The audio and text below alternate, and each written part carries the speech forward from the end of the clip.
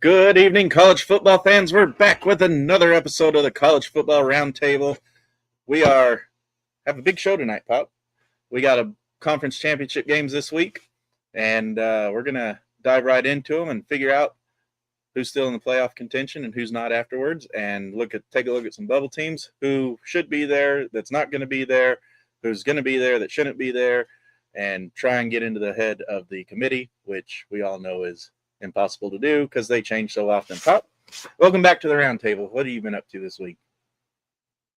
Well, I helped.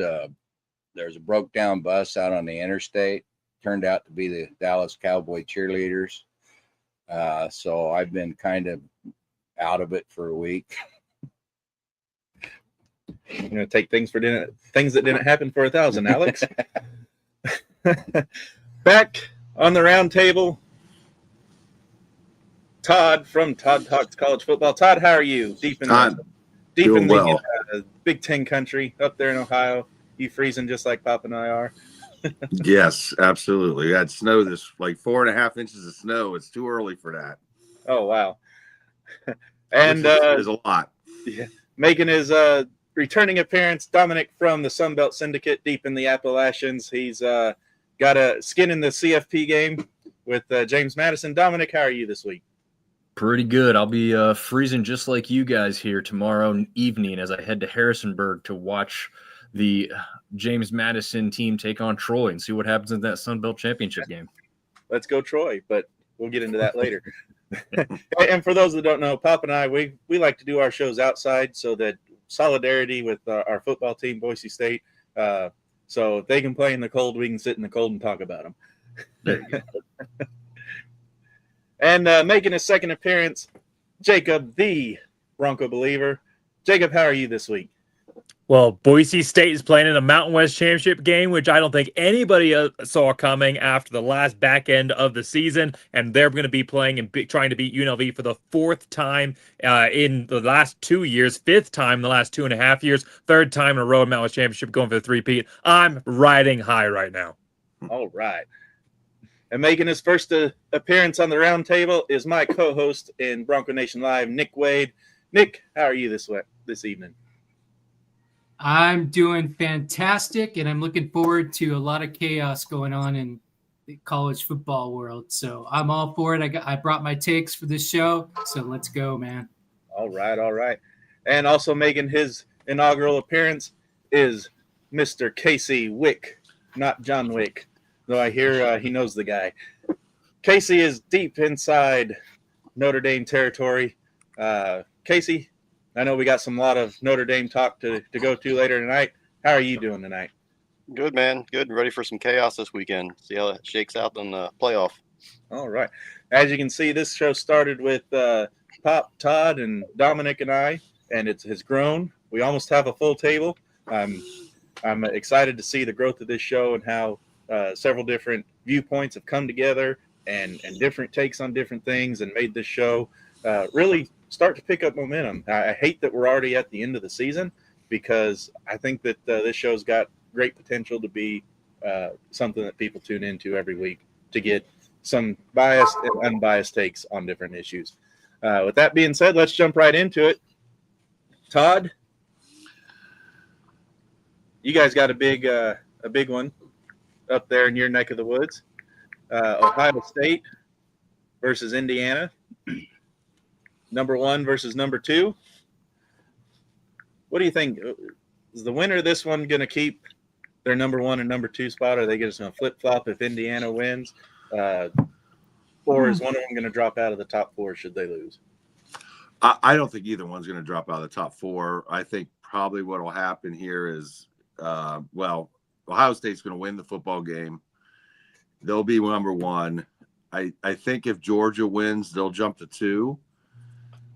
Depending on how the game with Indiana goes, if it's a 14-point game or something like that, I think Texas Tech will jump to 3 if they beat BYU, and Indiana will fall to 4, somewhere in that kind of range. But I don't think Indiana will fall in the top 4. Yeah, both schools undefeated. This game's actually going to be played in Lucas Oil Stadium, so it's not going to be as cold, maybe harder getting people out there versus depending on the snow situation. That game is on Saturday at 7 o'clock Central Time, 8 o'clock Eastern Time on Fox. Ohio State's a 5.5-point favorite. The over-under is 48.5, and ESPN actually has the edge to Indiana. Dominic, you think Indiana's got a chance to pull this one out? Chance? Yeah, absolutely. I think they have a chance. But I would also favor Ohio State because they've kind of been there, done that before. But Indiana's got a pretty solid defense. I questioned the quarterback just a little bit. I think he's been impressive throughout most of the season. He's obviously made that really good play there in against Penn State that kept them undefeated.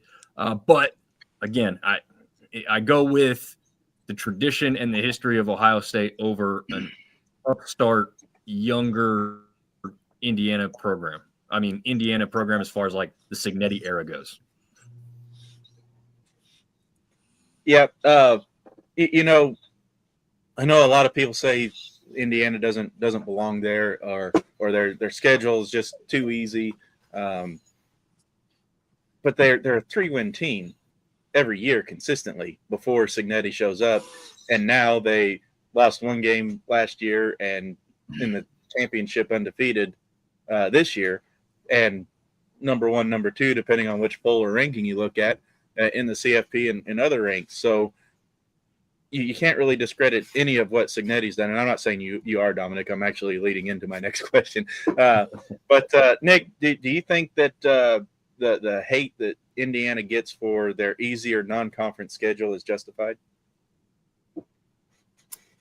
No, I'm actually a big fan of Cignetti. And this one's going to be a hard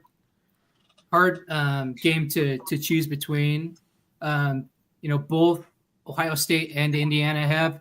I pay more attention to the ranked contests, and both of them took care of business against 3 ranked opponents during the season. So I don't get the hate, but I think winning college football games is hard, and both teams are doing such.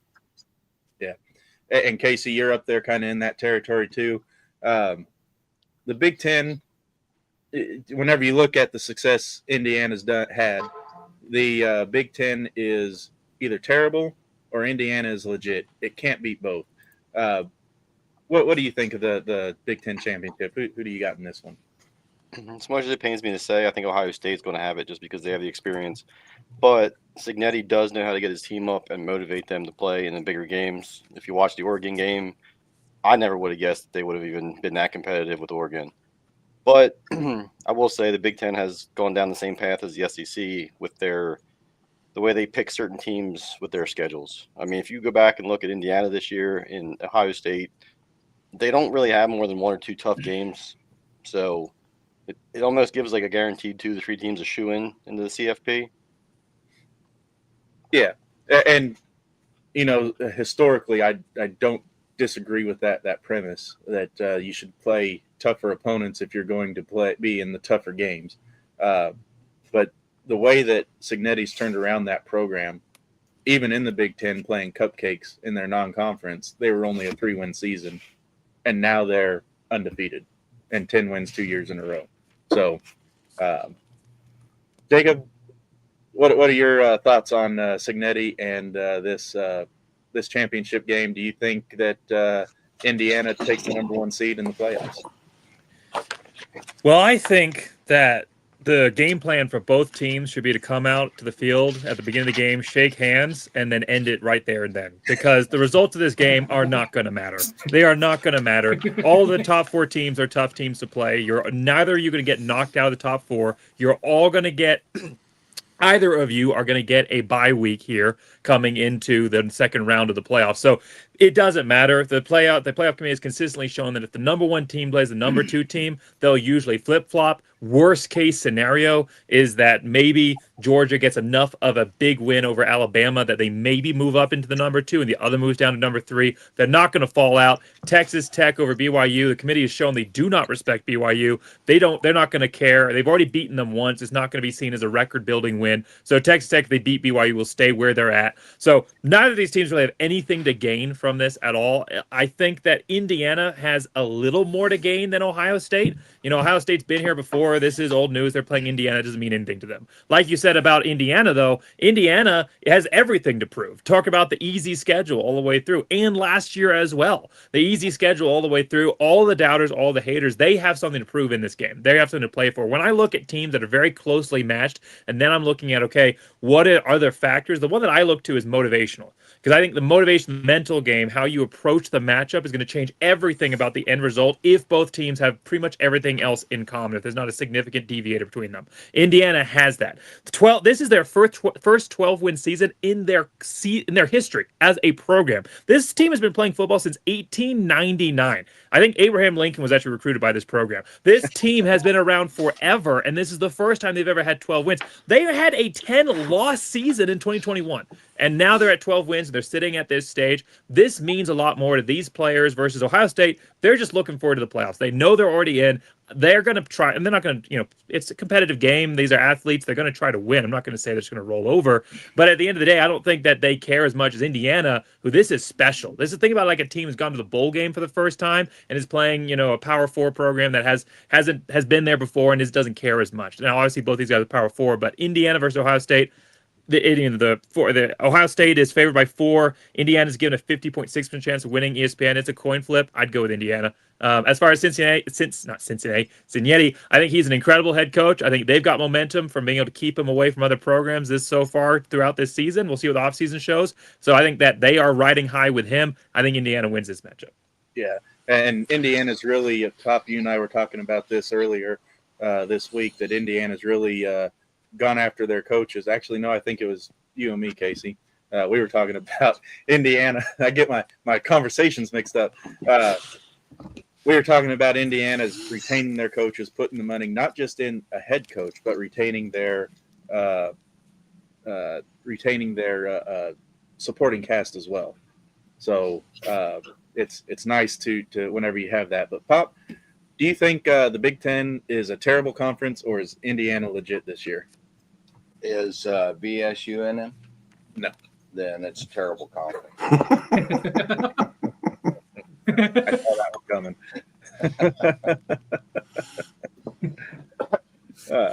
So that being said, we're going to do something a little bit different on air. I have already made my picks for conference championships.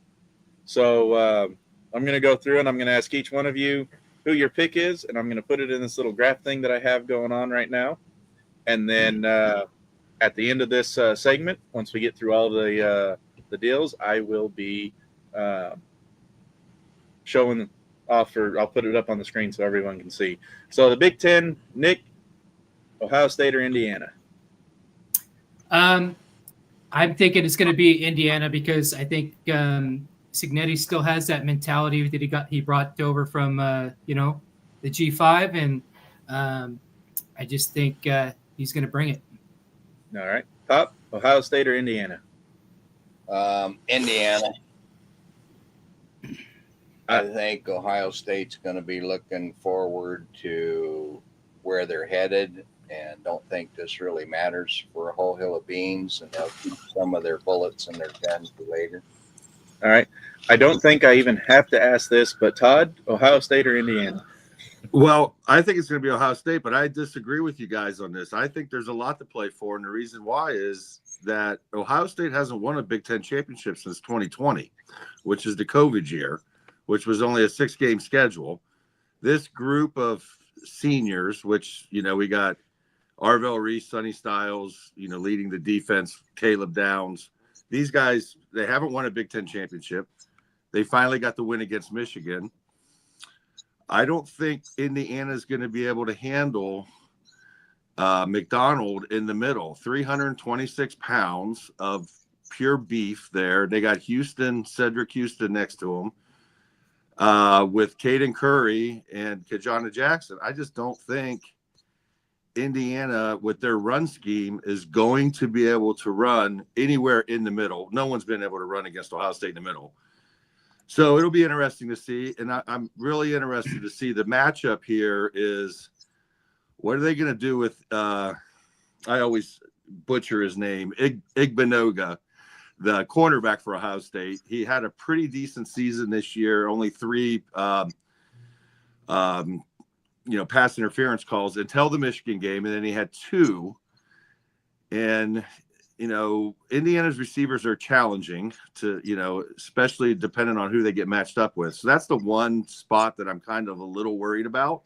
But I just think the defensive line is going to be too much for Indiana. Look, it was too much for Indiana against Iowa. Iowa should have won that football game if you go back and look at that game. Penn State had their way with Indiana's front offensive line through most of that game.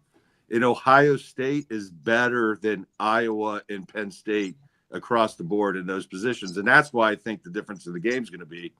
Plus, Ohio State offensive line last week, if you saw them against Michigan, which is we can say what we want about Michigan's offense, but that defensive line has been pretty stout at least the last 3 or 4 years. And they had their way. They dominated Michigan's offensive line. So I think it's really going to come down to the trenches. I think skill position, both teams are really, very similar, but I think in the trenches, Indiana's just not there yet. So a long way to get to Ohio State wins.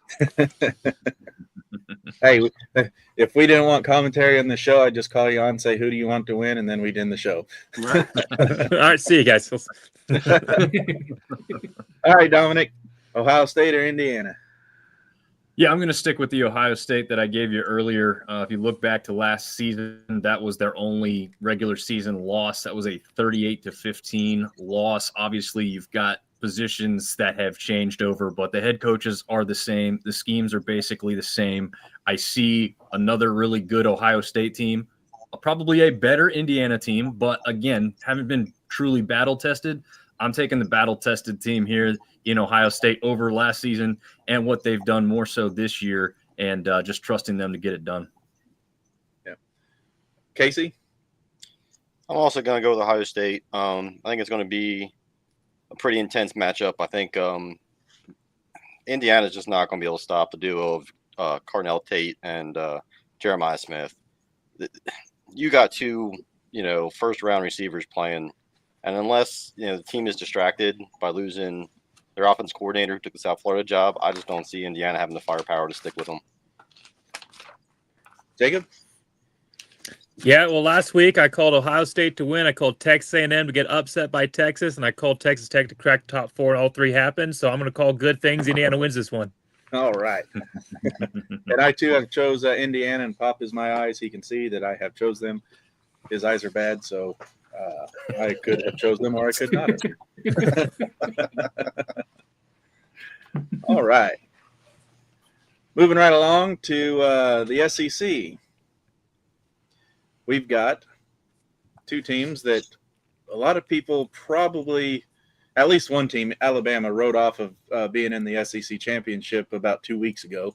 And then, of course, Texas A&M lost, and then a whole bunch of tiebreaker scenarios. And now we have Georgia and Alabama in the SEC championship game. Does Bama drop out with a loss? Let's start with Dominic on this one. What do I think should happen personally, or what do you think? What do I think the committee will do? Let's get personal. Personal? Okay. I don't think they should drop out. I don't think a lot of those teams that are kind of in their championship games should be dropped out. If you're not going to allow these other teams to help or hurt themselves while, they're not playing, then I don't think you should punish a team for making a championship game like that. So that's my personal belief there.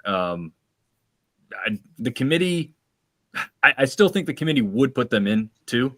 So I'll say that, but I definitely would have Bama in the CFP, even with a loss, even with a bad loss, to be honest with you. Yes, even with the bad loss, maybe drop them high, as much as you can, in the 12 teams format, but I would still have them in. Uh, Texas A&M losing to Texas last game of the year. Todd, are they the Ohio State of last year? Lose your conference rivalry game, miss your conference championship game, win the national title? Texas A&M? Yeah. No. No. You got to see the similarities, though, right? Well, yes, but I don't. No, I don't think so. I think Texas exposed some things about Texas A&M last week that a lot of us saw throughout the season, but they kept getting. Listen, Arkansas exposed them. South Carolina absolutely exposed them in the first half, and I think when they get into the playoffs, they're going to be exposed in a similar fashion, depending on the matchups here. Yeah. Speaking of the matchups, Nick, do you think that some of these teams that are, we thought were going to be conference champions or be in their conference championship, lost like the Texas A&M? Do you think there's some kind of conspiracy amongst those guys to go ahead and lose for the easier path, like Ohio State had last year for the easier path to the national title? I don't think there's a conspiracy theory, but what does kind of irk me is when these types of things happen, then SEC starts chirping about how many spots they need to get in the playoffs. So I think that's the part that bugs me the most. Yeah. And kind of getting off topic of the teams here, I just wanted to make those points. But this is a number 3 Georgia team, 11-1, 7-1 in the conference, and number 9 Alabama, who's 10-2, 7-1 in the conference. It is being played in Mercedes-Benz Stadium in Georgia, so it's a de facto home game for Georgia. 3:00 Central Time on ABC on Saturday. Georgia is a 2.5-point favorite, 47.5 over/under. The ESPN giving Alabama the edge, 51.1%. Jacob, you think this is going to be that close of a 2.5-point game, or you think one team's going to pull away from the other? I think it will be. I think it'll be a close game. This is SEC championship game. Both these teams have a lot to win in this one. As far as a lot to lose, and we can talk about bubble teams later on, I'm not so sure Alabama's out if they lose. I think that since they're in the SEC and the way the CFP committee has appraised the SEC, I think that getting to the SEC championship game guarantees that you are in. You could probably have 4 losses, get there, and probably you're into the SEC, you're into the playoffs, because ESPN owns the SEC and the ESPN owns the playoffs and they own the committee. So I think that they're probably in regardless of what happens here. But at the end of the day, who's going to win this one? Is it going to be close? Alabama's been that boogeyman for Georgia. They haven't beaten Alabama since 2022, lost 3 times in a row. And obviously earlier this season lost as well. But it's really hard to beat a team twice in a row in the same year, especially when one has as much on their back. Alabama is that monkey on the back of Georgia. And I'm just not honestly sold on DeBoer. I think that he has done better than maybe some expected, but I think he's still riding a little bit off of some of that Saban energy right now. And he has shown that he's kind of struggled a little bit in some of those bigger games. Obviously they got that win versus Georgia, but they opened up the season not great versus when losing to Florida State, and then only lost a few weeks ago to a really good Oklahoma team. And so I think that Georgia probably wins this game. I think it's probably a 7-point win, so maybe a little bit higher than that spread. But I do think that in the end, Georgia does finally get that monkey off their back and takes a loss to Alabama. Yeah. And Casey, this is one of 2 games that you're probably paying attention to, because if Alabama does lose and then BYU beats Texas Tech, Notre Dame's right there on the cutoff line. So realistically, Alabama loses and BYU wins, that puts BYU in. You can't drop Texas Tech all the way out from number 4 or number 3, whatever they are now. So as a domer, you're probably going for Georgia in this one, right? Well, even if it wasn't on the line, I'd be going for Georgia. Alabama, since Saban has left, has been good but not great. If you go back and look at the Oklahoma game and even the Auburn game, they they're average. Like they have their, the aura, like you said about Saban and stuff, still there, but it's not the same team that dominated the last 20 years. So Georgia, like you said, cannot get that monkey off their back. I think at some point Kirby Smart has to break through and expose the Alabama team for what they are. I mean, they did not look good in the Auburn game at points. They run very hot and cold. Um, and I think the CFP committee actually bumped them up ahead of Notre Dame this year, like this week rather, because they're expecting them to lose so that they can't knock them out. And I also think it depends on how the game goes. Like if BYU would beat Texas Tech and Alabama would somehow get, smacked around, it's a conversation. But I also think Oklahoma beating Alabama is what really shook all this up. Like at that point, Oklahoma was pretty much on the cusp of going out. If they lose that game, they're out of the CFP. Yeah. But I mean, the SEC does have some good games, but Alabama, it just depends which team shows up. DeBoer has shown that he's capable of taking a team like Washington to the playoffs and doing well, but then he takes over a roster that Nick Saban built, and he's good. He's just not great. We'll see how it goes. Well, and if I add one more thing, you talk about player motivation. A lot of these guys that are now juniors, seniors on this program were on, obviously transfer portal and everything else, but a lot of these guys that are the leaders on their team were part of the last time that this team won. And Georgia's trying to establish themselves as the new top team in the SEC with the weakness and vulnerabilities of Alabama. Again, heck, the last time that Georgia managed to beat Alabama, a lot of these players on the Georgia roster only had like 2 or 3 DUIs. So, it's been a really long time. So this has been a really long time coming. I think they do get that win, and it's a big way for Georgia to establish themselves at the top of the conference. Makes you wonder what Georgia's going to do with since the Hellcats and Chargers are no longer in production. I think the thing about Georgia right now is they are absolutely banged up on the offensive line. You saw that last week in that game against Georgia Tech. Georgia Tech was a defense that should have been. They should have gave up 40 points to that Georgia team. Haynes King played absolutely terrible for the most part of that game, and they still somehow figured out how to get the ball to the 50-yard line with 1 second left and have the prayer.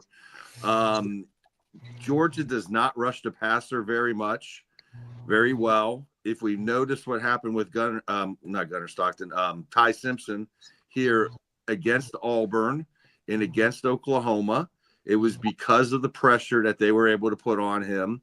I don't think Georgia's going to be able to pressure him in the same fashion that those two teams did. I think he'll be a little bit more consistent in this football game because of that. He's looked terrible in the last – look, this was a kid they were giving the Heisman Trophy to in week 7, and now he can't even find his name anywhere in anybody's mouth for that. But Georgia's offense – this is not a game Kirby Smart wanted to play in. You saw his press conference on Monday. He wanted to rest his guys and get ready to play in the first round of the playoffs, and now all of a sudden he's got to play in this game with 3 offensive linemen that probably aren't. Look what they did last week. They ran Gunnar Stockton how many times because they knew they couldn't protect him in that game against Georgia Tech. So Alabama. I'm not going to count them out here. I think Alabama's going to probably continue to streak and win this game. Yeah, and Nick, that brings up a good point. You're already a lock. You're the number 3 team in the nation. You're already a lock for the playoffs, win or lose. Barring a catastrophic meltdown and you lose your quarterback and Georgia gets the Florida State treatment, do you even send out your first team to play this one, or do you just go, hey, let's get our second stringers some valuable play time on the big stage? No, I do, because I'm kind of disgruntled because there's no way that Alabama should have been ranked ahead of Notre Dame.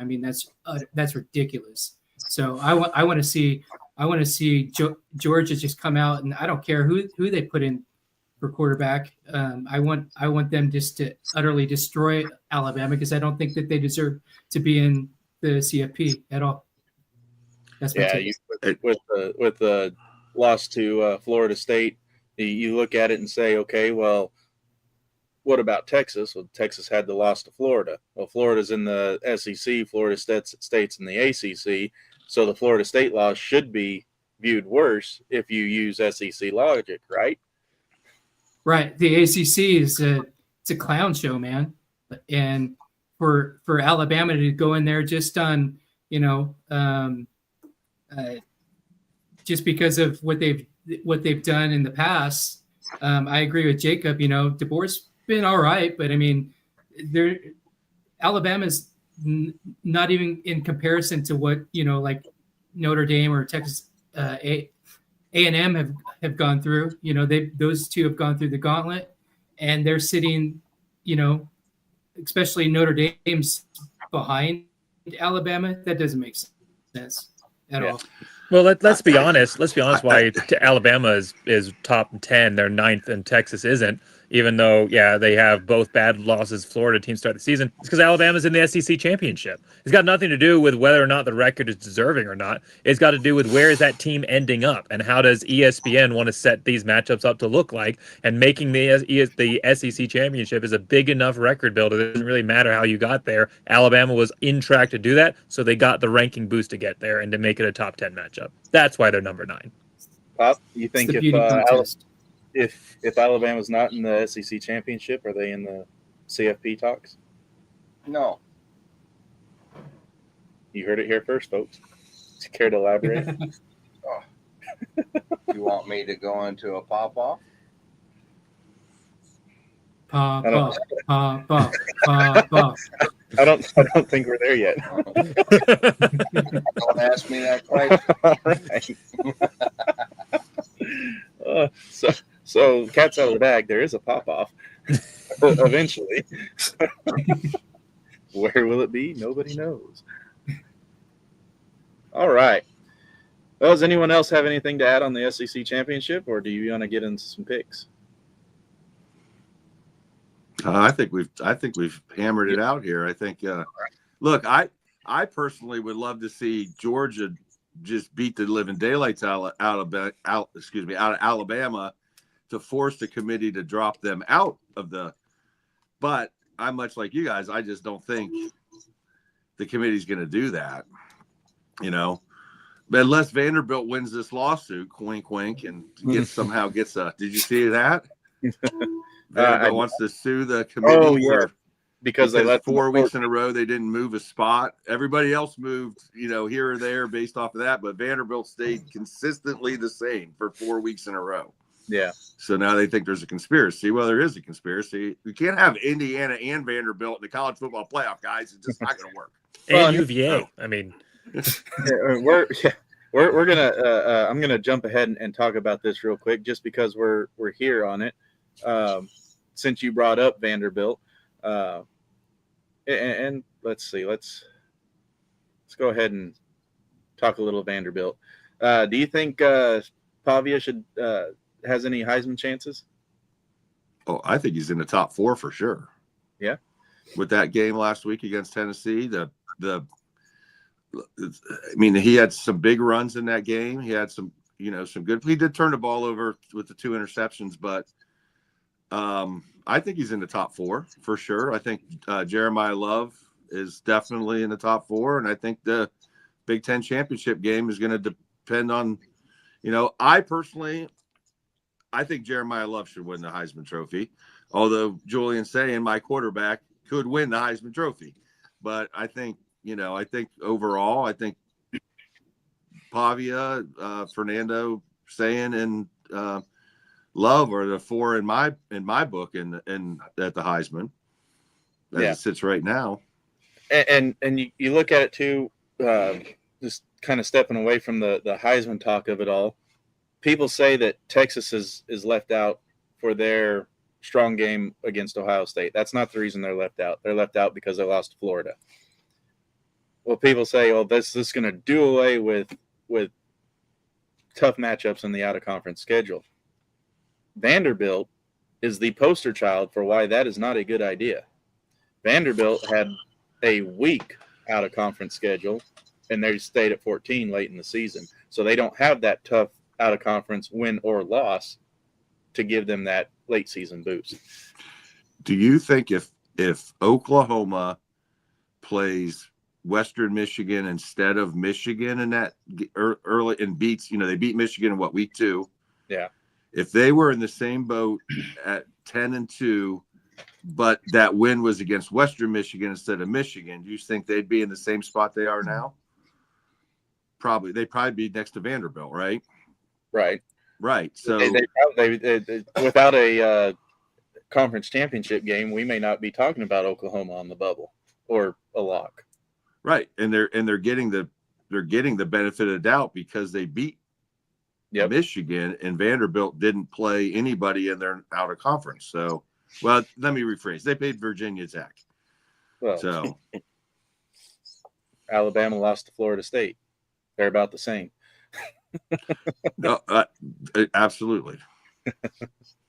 But I think that's what's giving Oklahoma a little bit more pub here is because they beat Michigan. Yeah. So, I agree with you. I don't think Florida is out of this. I don't think Texas is out of this because of the loss to Ohio State. I think they're out of it because the loss to Florida and the fact that they almost lost to Kentucky. Right. And we talk about the ACC being hogwash, but look, all year long we talk about every year, it's ridiculous, the depth of the SEC and how a top team, when they go on the road to Kentucky and it's a 10-6 game, this whole thing is just how deep we are. But when Louisville blows you out 41-0, you don't hear shit about it. You know what I mean? So I don't believe that the ACC is total dog shit. I think Miami is a really good football team. I think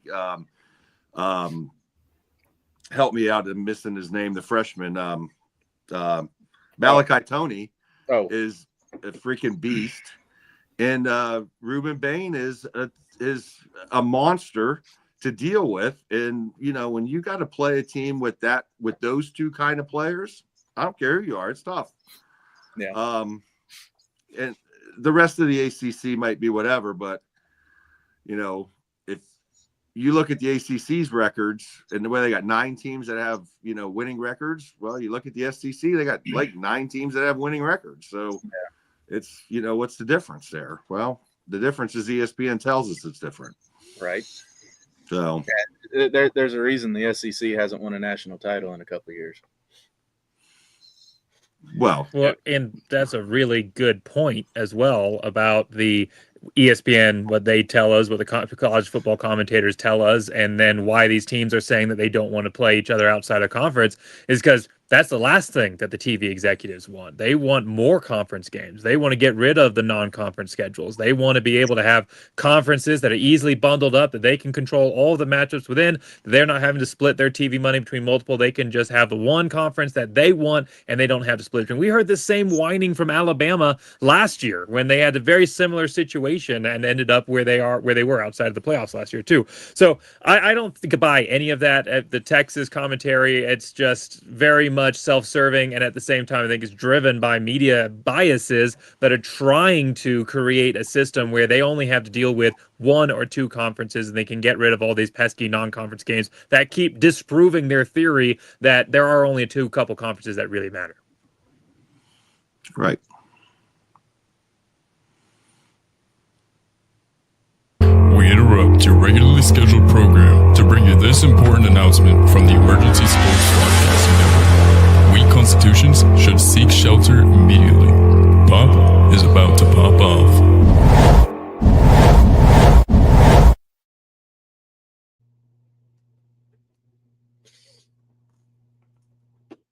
College football, as I knew it, no longer exists. The age of college innocence, where you've got alma maters, where you got rah in the stands, where you got some loyalty to your people, is done. It's been destroyed. And why has it been destroyed? Money. It's money has taken over the college industry. It is no longer a football game. It's a multi-billion. That's with the B industry. ESPN owns college football. They made almost $100 billion. That's with a $1 billion off of their franchise, or their airing their shows and the tournaments and stuff. And they own it. They own everything that happens with it. And they just bought the SEC. Oh, excuse me. They just bought the rights to the SEC. You think any other rulings is going to go the way of anybody else? No, everything's going to fall towards the SEC. You think that this NIL and this Porter stuff coming out to where they could like buy the players they want to buy, be like the Dallas Cowboys back in the era whenever they could buy themselves a Super Bowl ring because they could afford to pay the most for the players. And now you've got the para conferences able to do that. They're able to give them not just money straight from the college, plus everything else they can give it with the people around them. And then whenever other people started donating money to the lower colleges so that they could spend it on the portal, what happens? Oh, we need to put a cap on that. Just 20 mil. That's all you can spend doing that. Whenever they know there's backdoor ways that these power conferences get through it, I'm telling you, there's an axis of evil and it runs through ESPN. And until you break that monopoly, we're not going to have football as we need it. And who do they have in their pocket? The NCAA. Oh, but the NCAA, they're just a nonprofit organization and they're trying to help all athletes. Well, no, they're a power organization because they're a governing body. And they make over $1 billion. What's that? $1 billion a year that they get. And where does it come from? It comes from television rights. And who pays most of that money? I guess it's ESPN that does most of that. And just like the man said a minute ago, they want to keep it bundled up into a tight little power group so they don't have to chase money all over everything. They can put their money in where they can buy their championships the way them stinking Cowboys used to do. Well, something's got to be done about this. We got to, I mean, look at the chaos that's been created from all of this. And you think that is just by accident? No, it's on purpose. It's what ESPN wants. Somewhere up in the towers, the fat cats are sitting back going, hey, this is what we're going to do. We're going to create this. And the NCAA is going, well, should what we want to make those kinds of rules? You know, what if people find out what the truth is? And they're sitting back there with their cigars and they're sitting back there sipping their whiskey and the ESPN boys tell them, the truth is what I say it is. Well, now it's even going into Congress. You got SCORE acts. You had Rubio the other day was telling the president if Miami don't get in, that Trump needs to take it over and do something with it and get rid of these committees. There's an axis of evil that runs from ESPN to the NCAA and the top power conferences, and unless we break it all, we got nothing. We'll have nothing. It'll be ruled by politicians. Well, the politicians will get us what we want. Oh, yeah, like they can't be bought. They're worse than the committee. So what do we got to do? We've got to rise up. We got to have a grassroots charge. We got to break up them Power Fives, get us 12 conferences like Sam Talk Sports put up on his deal and see where that goes. We've got to get the money out of ESPN, get it spread out so that media doesn't control what football is. We have to have every TikToker, every blogger, every whatever, get up there, get this put out. Take back our college football so it's not just a money scam. We have to be the Minutemen from the Revolution. Go grab your musket. Put beams out there. Put other rants out there. But make this one go viral. Get your own. We need to have a Frank Kellogg. Who's Frank Kellogg, you may say? He was the lead that took down Rockefeller and Standard Oil. Got him in an antitrust suit and caused him to break it up so that everybody had a shot and level playing field in the oil industry and not just the Rockefellers. His name was Frank Kellogg. We need a Frank Kellogg now to rise up and help college football break this monopoly ESPN's got, that the media's got, that the NCAA is wielding control over, and those power conferences hang on to. We need to go to war. To war. I've called for it before. Rise up, cry havoc, and let slip the dogs of war. Wow. Woo-wee. There you go. Man, get that man a whiskey. Double. Glad I got a Cheers to that. glad I got a strong constitution, man. Woo! Man, Well, he didn't pull Thomas Paine this time, but he pulled out some real Let's relics there. let's get Pop instead of Lane Kiffin on ESPN Game Day. I think Oh, I let's do. forgot about the draft. We need to start a college football draft. It's got to happen. If we don't do that, get rid of the what you call it, it's a redshirt freshman and he gets another year because injury. Make it 6 years. 2-year contract. If you get drafted, you have to do with the school that you're with, or your contract gets bought out. At least then the school that drafted you gets compensation for you, and then you can go on where you want. Or lobby the people to draft you whenever they get a chance to draft you, so you go to whatever school you want. It's the age of college innocence is over. We need to set up the draft. We need to put that into it with everything else I said. And here, go ahead, do your football stuff.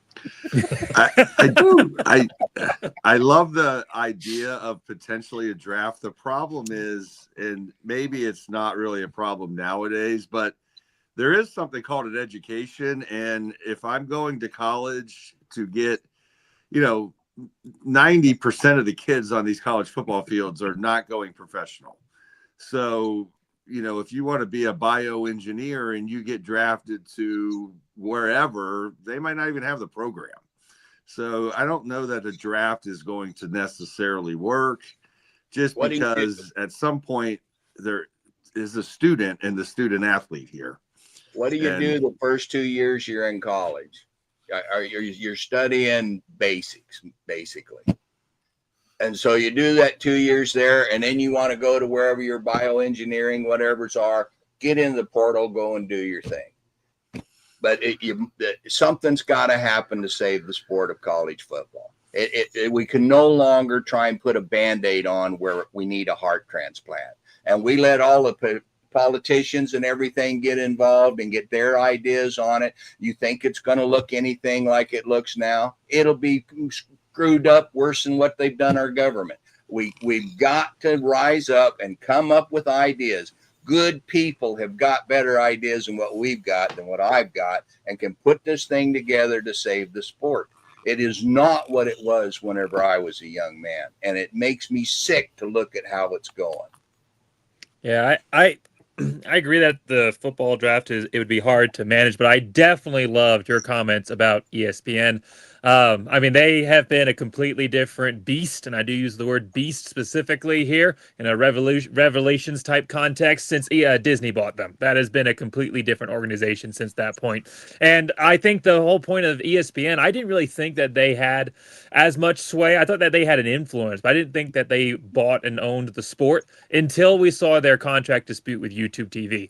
And then they had not just every single one of their commentators, they had every single SEC athletic director, head coach coming out and saying, hey, you guys need to sign with ESPN on this. I mean, it used to be that your TV network was just your TV network. It didn't have any association with you. It was just something that your games were on. And now these actual coaches and administrators are tied into the TV network like they own the program. And seeing the mouse actually work its web and mechanize its military through that form, that was scary to see what ESPN is capable of. And we only saw a taste of what ESPN is trying to do with this industry overall. So yeah, absolutely axis of evil, take them down. Let's mount the beaches. A convert. all right. So we were talking about the SEC championship. Nick, I know I don't even have to ask you this, but just so for the audio recording so people can't say anything, Alabama or Georgia? Woo. All right. Pop, Alabama or Georgia? Georgia. Todd? I'm going to go with Alabama just because, I think Kirby Smart's got an Alabama problem, and he's also got an offensive line problem. So I'm going to go Alabama here. I'm not going to be rooting for either team, really. Like, could they both lose big time? But I think Alabama wins. Dominic? Yeah, I'm going to side with Todd here. I think Bama's looking at this as a bigger deal game than Georgia probably is. in my mind. So I think Bama's going to try and prove it and show up there and take them out on the field. All right. Casey? I'm going to take Georgia. I think that at some point, like, they have to have a point to prove.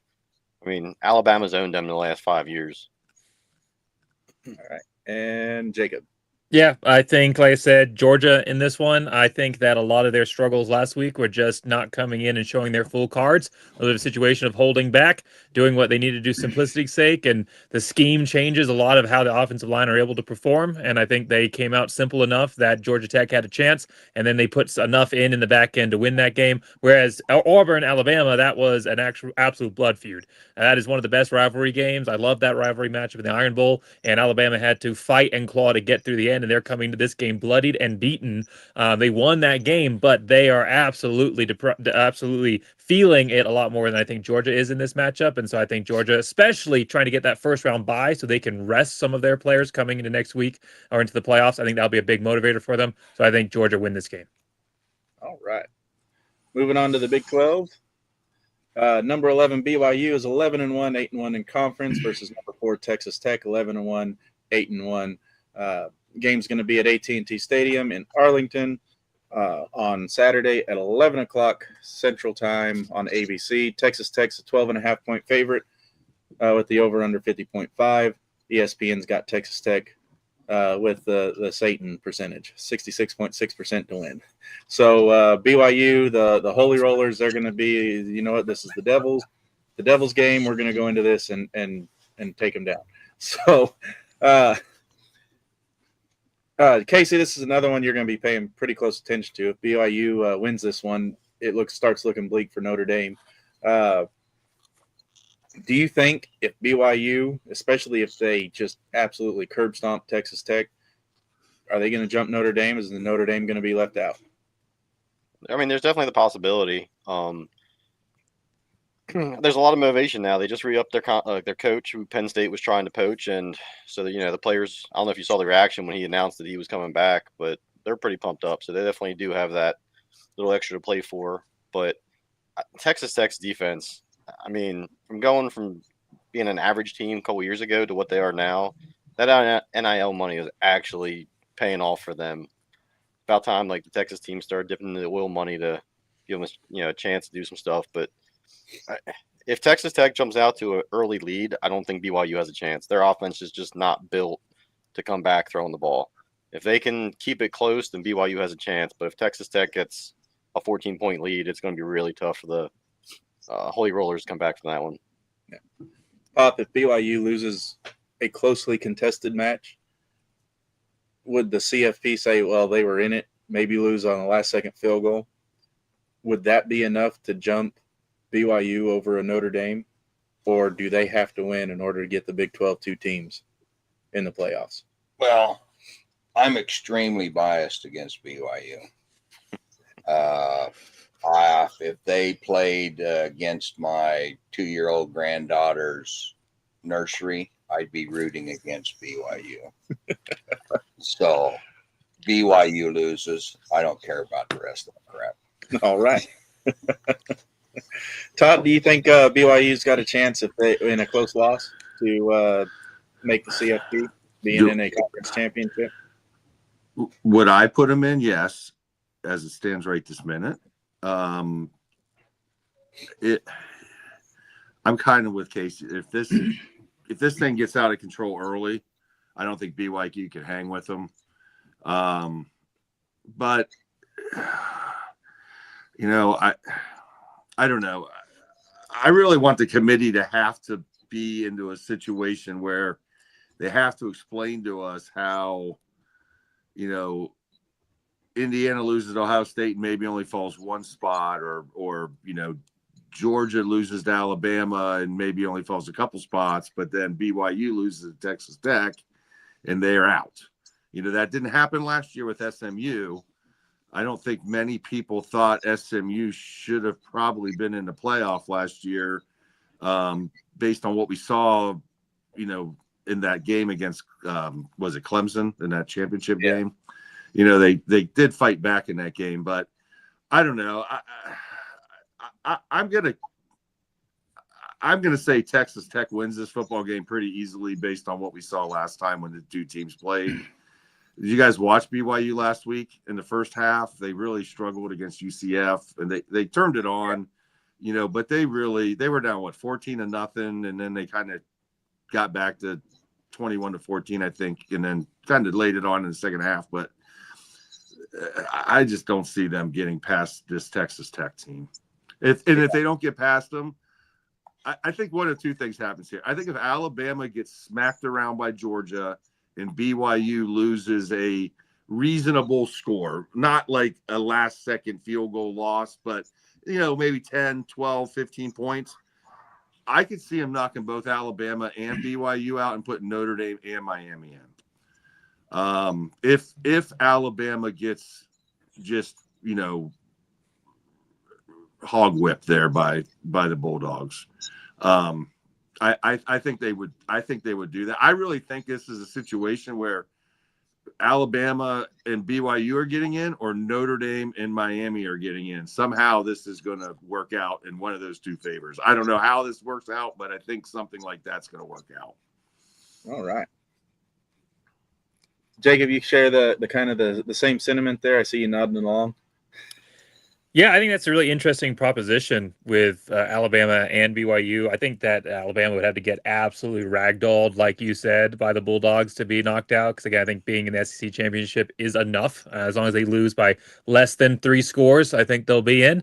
But, I mean, say they get beat by like 40 points, then, yeah, there's a chance they get knocked out. As far as BYU goes, the committee has made it very clear how they feel about BYU. They don't think they should even have to be thinking about them. They are 11-1, and their only loss in a Power 4 conference, their only loss is to a top 4 team, and they are ranked 11th. Look at Boise State last year. Boise State was in a group of 5 conference, and their only loss was to a top 4 team, and they were ranked higher than what BYU is. So, like, BYU has just been absolutely given a raw end of the deal on this. They deserve to be higher. They deserve to be in a situation where they don't need to win this game to be in, but they absolutely do, and they know that. I love what you were saying. Wick, I love what you were saying about the situation with their coach coming back and the motivation and that they have off of that. They were not expecting that to happen. So they have a lot of momentum, a lot of energy. It's hard to beat a team twice. Texas Tech beat them once before, and I think they're going to be a little overconfident for that. At the same time, I don't think Texas Tech is going to really care about this game. They've already proved during the regular season that they're better than BYU. They're into the playoffs now.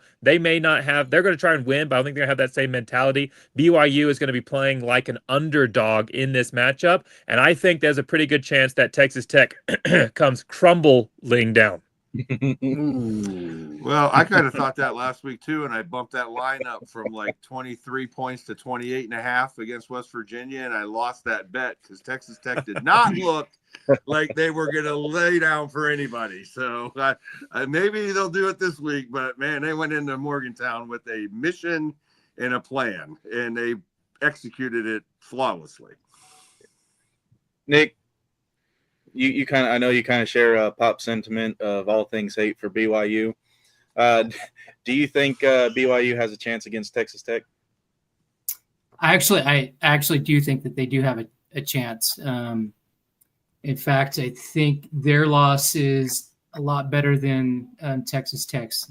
Texas Tech lost to Arizona State, which is in a down year. If BYU wins this game, that puts a lot of turmoil in for like the likes of like Miami and those others that are on the bubble at the moment. I do still have the belief that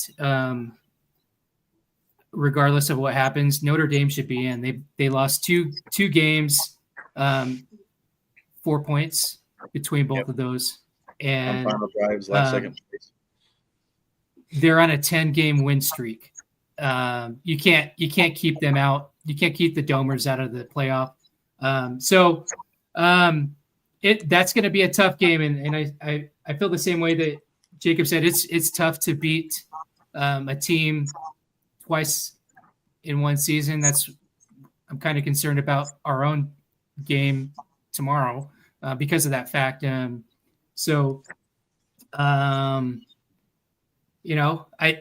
do agree that bringing Sataki back, they're going to be playing with a lot of emotion, and so that's like a dice roll. Yeah. All right, Nick. So who's your pick for this one? BYU or Texas Tech? I'm taking BYU. I think that emotional piece is going to take them past the finish line. Pop. I don't think I even have to ask, but considering you take my daughter's 2-year-old gym class, I'd take the north end of a southbound skunk before I'd pick BYU. Todd. I'm staying with Texas Tech here. Dom. Yeah, the last time this game went 29-7 in favor of the Red Raiders. They held BYU to 67 total rushing yards. I do think this game is closer this time around. I do think that keeping Kalani Sitake around longer is that motivational aspect to this. I don't think they're going to play as poorly as they did the first time around, but I think the talent still overcomes here. Just kind of this one is – I'm looking at this one a lot like Ohio State and Indiana. Yeah, one of these teams is going to want it more, but the talent's going to prevail ultimately in the end, and I'm going to stick with Texas Tech. And Casey. I'm going to go with Texas Tech as well, and this is why. If you go back and look at BYU's schedule, 11-1 is not impressive. You're talking they played Portland State, they beat Stanford, who was not good this year. Then they played East Carolina, barely beat a terrible Colorado team by 3 points. Again, beat a down-year West Virginia team. Their only impressive wins they really have on the season are Arizona and Utah.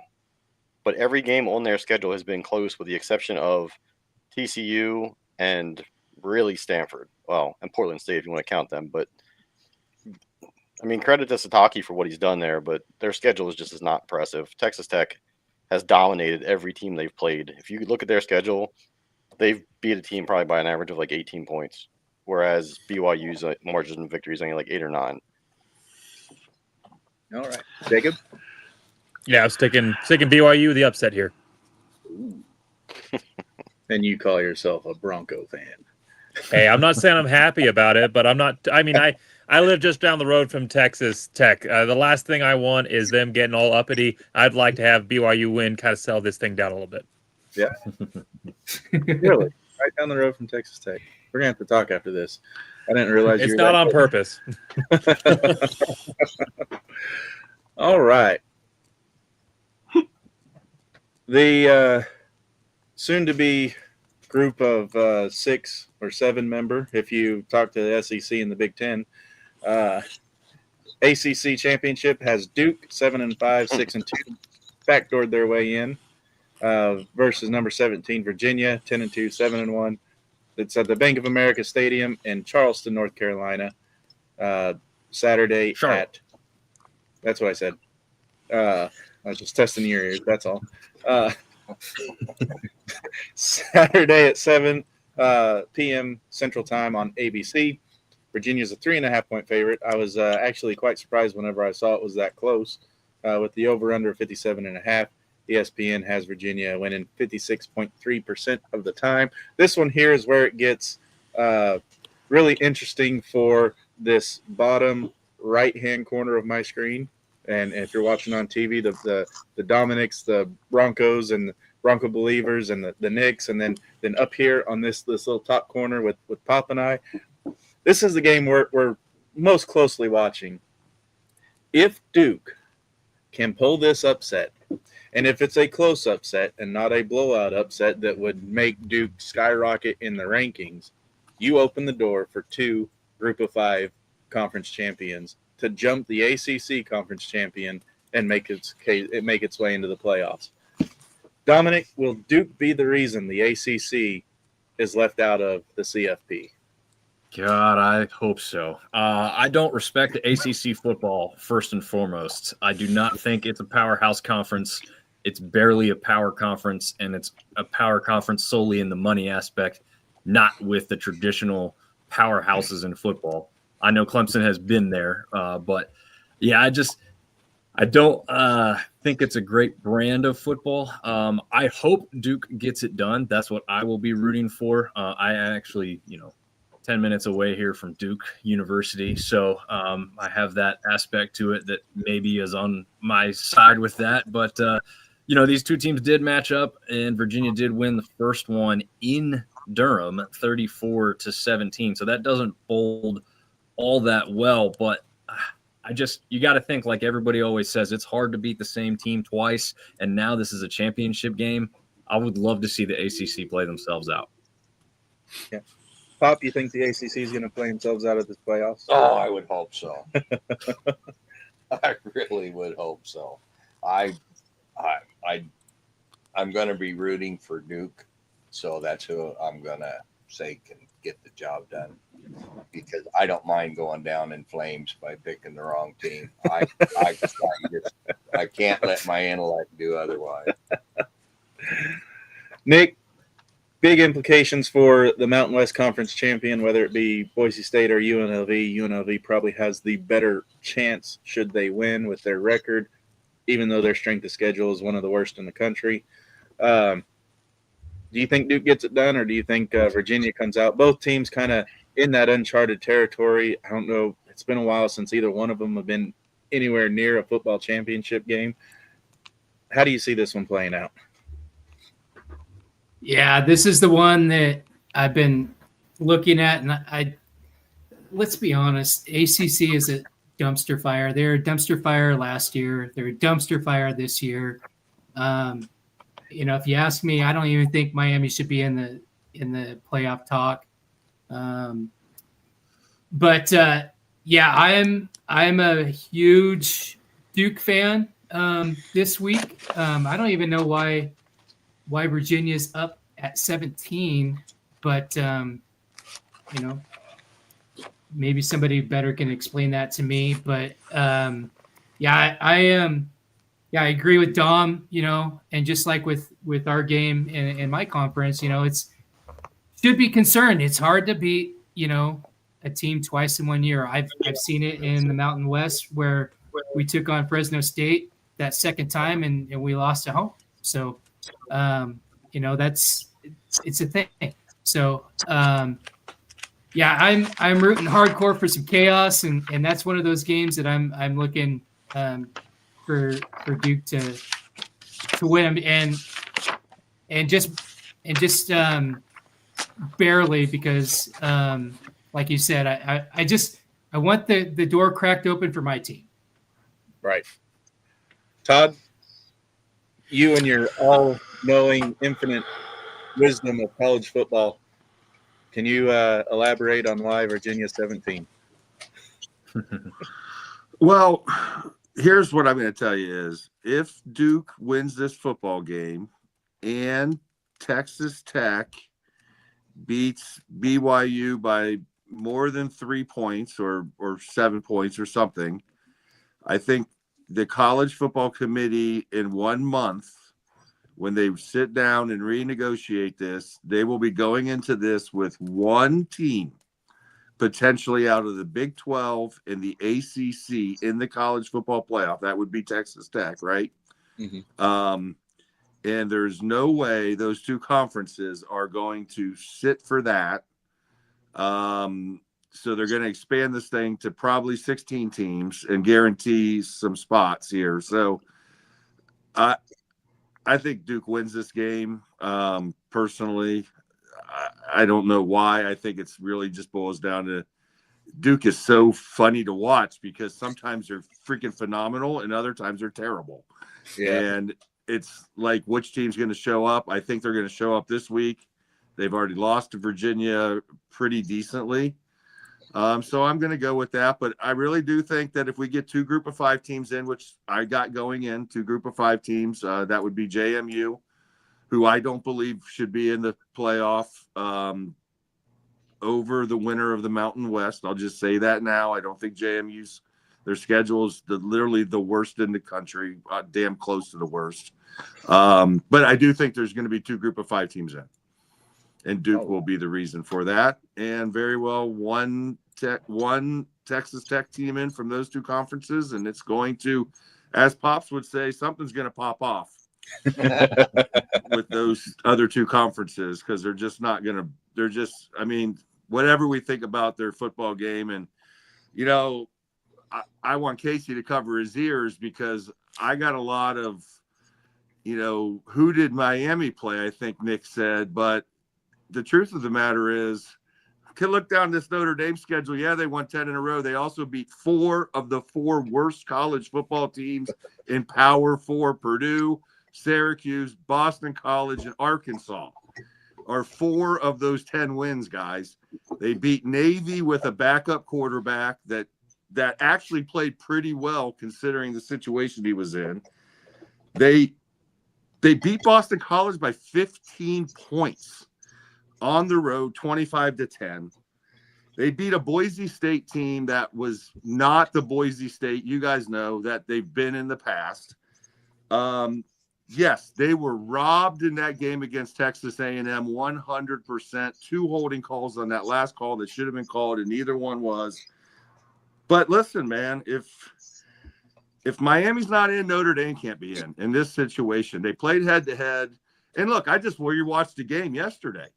It was late in the third quarter that Miami was up 2 scores in that football game. It was 21-7 before Notre Dame made a comeback, and lost that game by 3. But I'm not buying this idea that Notre Dame's 10 wins is impressive. I know we're not on Notre Dame, and I went off on a little rampage here, but you can't tell me that Purdue, Arkansas, Boston College, and Syracuse played with a lacrosse player at quarterback. Yes, they scored 70 points. The kid's a freaking lacrosse player. So I can't buy it. I just can't buy it. They gave up 14 points to Stanford.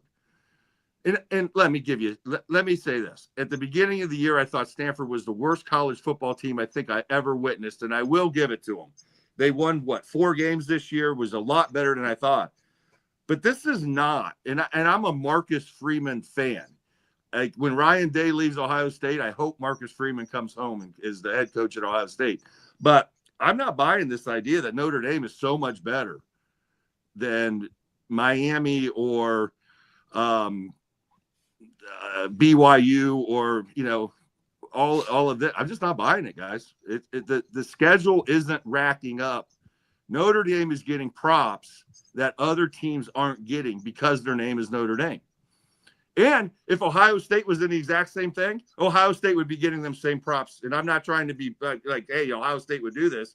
Look, Ohio State got into playoffs last year as an 8 seed after a loss to Michigan that, quite frankly, was devastating to the program, in my opinion, at the time.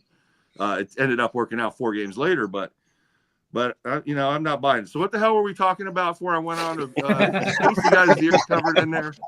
We need a Todd off. We need a Todd off rant Todd warning. off. There you go. Hi, Toddy. But yes, I think We interrupt your regularly scheduled program to bring you this important. I think Duke's going to win the football game. I think Virginia's been playing with fire a lot this year, and I think it's going to burn them this time. I'm going to give you a chance to respond to the Notre Dame stuff whenever we start talking about Notre Dame, though. So what's your take on the ACC championship game? And I guess, should Notre Dame be forced to join the ACC? Is this directed at me because we missed the first bit? For Casey, sorry. Okay. Don't bring up the conference talk. That's a whole other thing, because I mean, we've touched on it. The conference aspect is such BS where, you got the Big Ten that wants to claim to be a power conference with teams like Rutgers and stuff like that. I mean, absolutely. If you look at it, there's the SEC and the Big Ten, and everybody else is playing catch up. The Big 12, outside of Texas Tech, not a good football conference. Same as the ACC. You could get on the thing there, but I'm going to go with Virginia, and the only reason I'm going to go with Virginia is Manny Diaz coach teams are very unpredictable. Like, they're like very hot and cold. So could Duke come out and smack Virginia? Absolutely. But could they also get run out of the stadium? Also absolutely. I just think Duke Duke had to go to the portal to get their quarterback, and I've watched him this year. If you hit him, you won the game. He breaks down. He is absolutely soft when it comes to getting hit.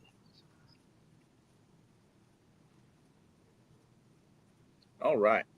Jacob, I know you're chomping at the bit to put your 2 cents in. I can see it. You're foaming at the mouth. You're ready to go. What you got?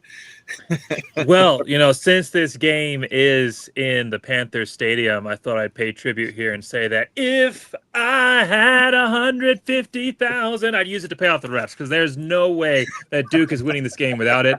But that Duke is a terrible football team. The fact that they are in this championship game shows how bad the ACC is. And my wife, by the way, is a Clemson fan, so my screen just goes black. She took matters into her own hands. But the ACC is a terrible football conference, especially this season. They are the new Pac-12, the Ivy League type conference. Their thought process is academic, not athletic, and they have their priorities in the wrong order there, at least from a football side of things. And so I don't think that Duke has a chance in this game. Last time these two teams played, Virginia put up 540 yards of offense to Duke's 255. Duke had 42 yards rushing.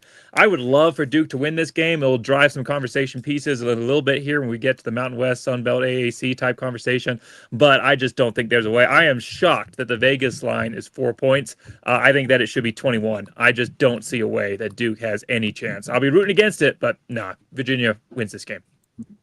All right. I'll just go ahead and put you down in Virginia then.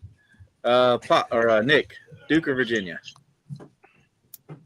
Yeah, I'm going straight up bias. I'm not putting on my analyst cap at all, so I'm choosing Duke. Pop? I like my friend Nick.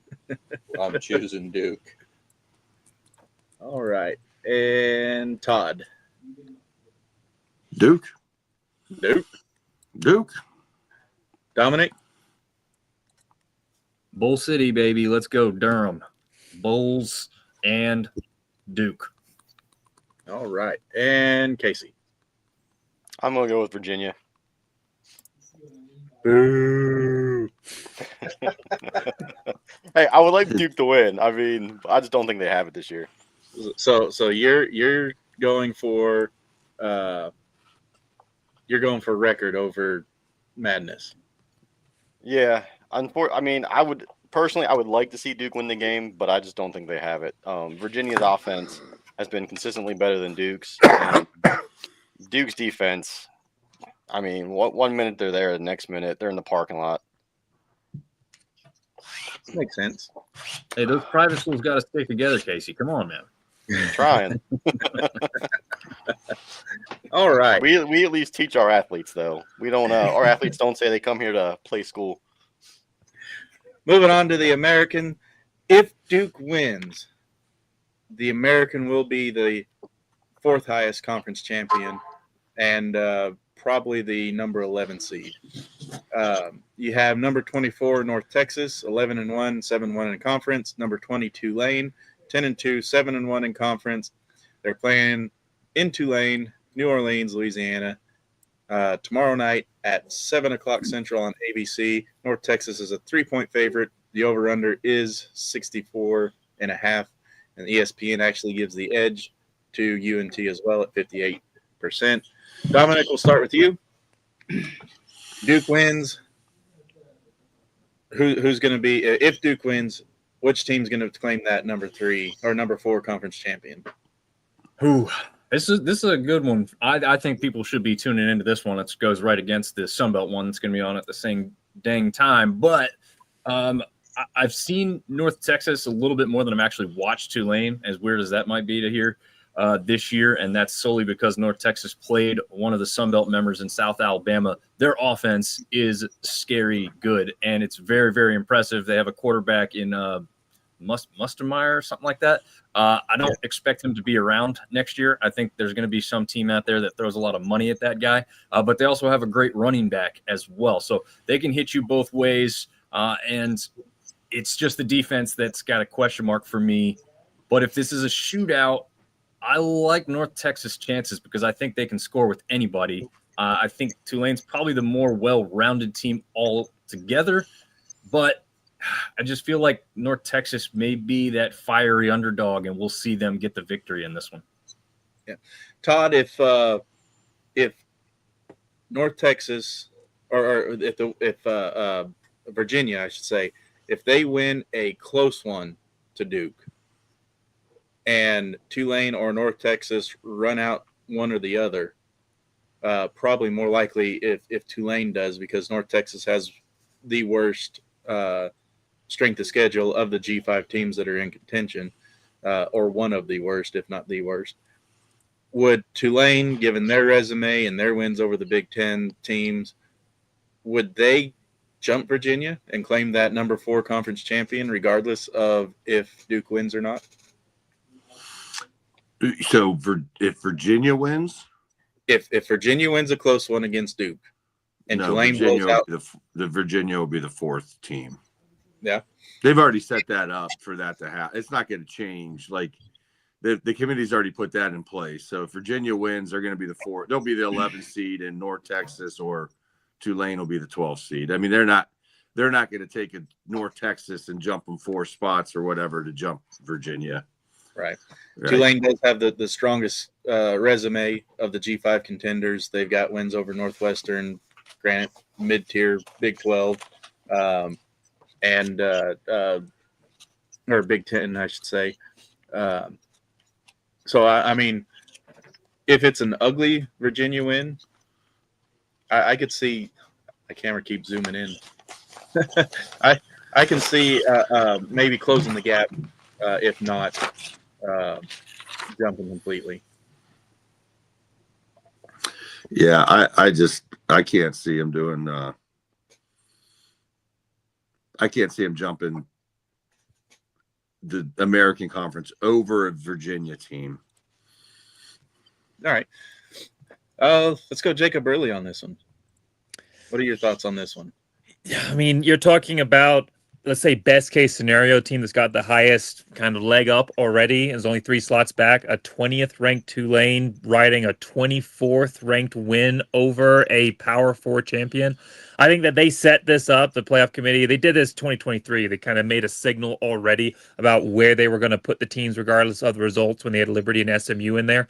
I think that they have pretty much signaled that, yes, Tulane or UNT is getting in. The American Athletic Conference is guaranteed to get in with the way that they've ranked these programs. But they're also signaling that unless chaos happens and Duke ends up winning this game, they're going to be that 5th team overall in the overall playoff structure. So, yeah, I think that there's really no way that Tulane or UNT can jump through. I think that when you're talking about who has a better chance of winning this game, both of these programs are going through destabilization right now and chaos because both their coaches are leaving. Now, they're both staying. They're not, doing the Ole Miss Lane Kiffin situation. They are actually going to be both their coaches are going to stay and coach through whatever ends up happening in the rest of their season here, but their coaches are both leaving. So the players already know that. The players are already making up their own decisions on whether they're going to be trying to find a new culture and probably jump in the transfer portal, which is probably more likely than not for most of these players, or if they're going to stick around and uncertain of what that looks like, but also knowing that you're no longer impressing your boss, you're impressing someone that just happens to be in the same building as you at this point. And so I think that both of these teams are going to have a really kind of tough situation, a lot of like I said, a lot of instability in both of these programs. I don't think it's the same situation as like Indiana, versus Ohio State when I was talking about teams that have been there and haven't been there, but it doesn't matter because the coach is there. I think that is a big factor this time. I think that Tulane's experience in this manner is actually going to help them through this instability period, because Tulane can always say it doesn't matter who's coaching us. We have a chance of continuing to be a good program in the future. Whereas North Texas, I mean, there's a lot more instability. This is the first time in their program history, similar to Indiana, but first time in their program history that they've had 10+ win season ever. And they are the 125th worst schedule in the entire country. Tulane is a battle-tested program. They've been here before. This is not new ground for them. They've been to New Year's Six. So I think that Tulane wins this game. I think it might even be pretty handily, but I don't think, regardless, that they are able to jump an ACC champion to get into that 4th spot unless Duke is the winner. All right, Nick, we've all been at the both ends of the strength of schedule with Boise State and getting in versus not getting in. North Texas, sure way to get in is to beat Tulane. They're obviously out if they lose.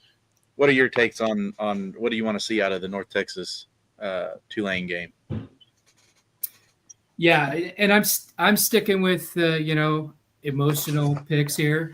I'm just being honest. All right, but these two teams, they've always been on my wish list along with Memphis to be part of the Pac-12. I've always admired North Texas over Texas State and UTSA. I've always, since the Frisco Bowl a few years ago, seen the support from the fan base that they have. They'd be excellent in the new Pac-12, along with the Green Wave and Memphis.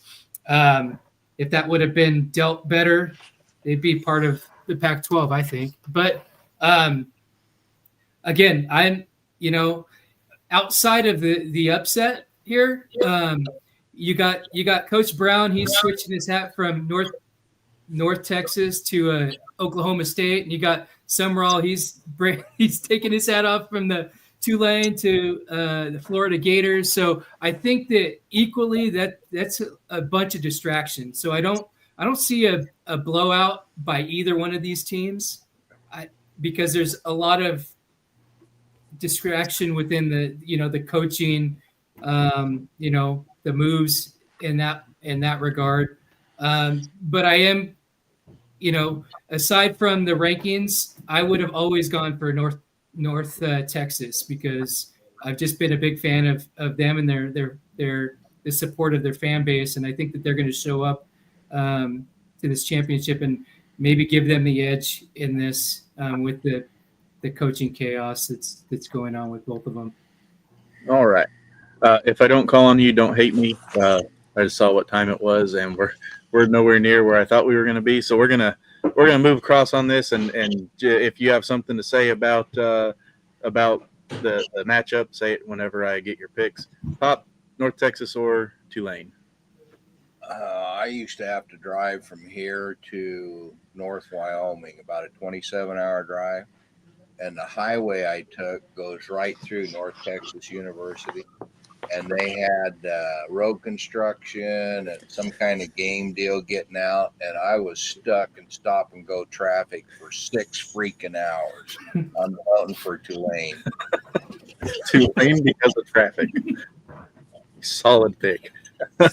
Todd? I don't know. It's a toss up. I'm going to go North Texas. I just think the running game in North Texas is really, really solid.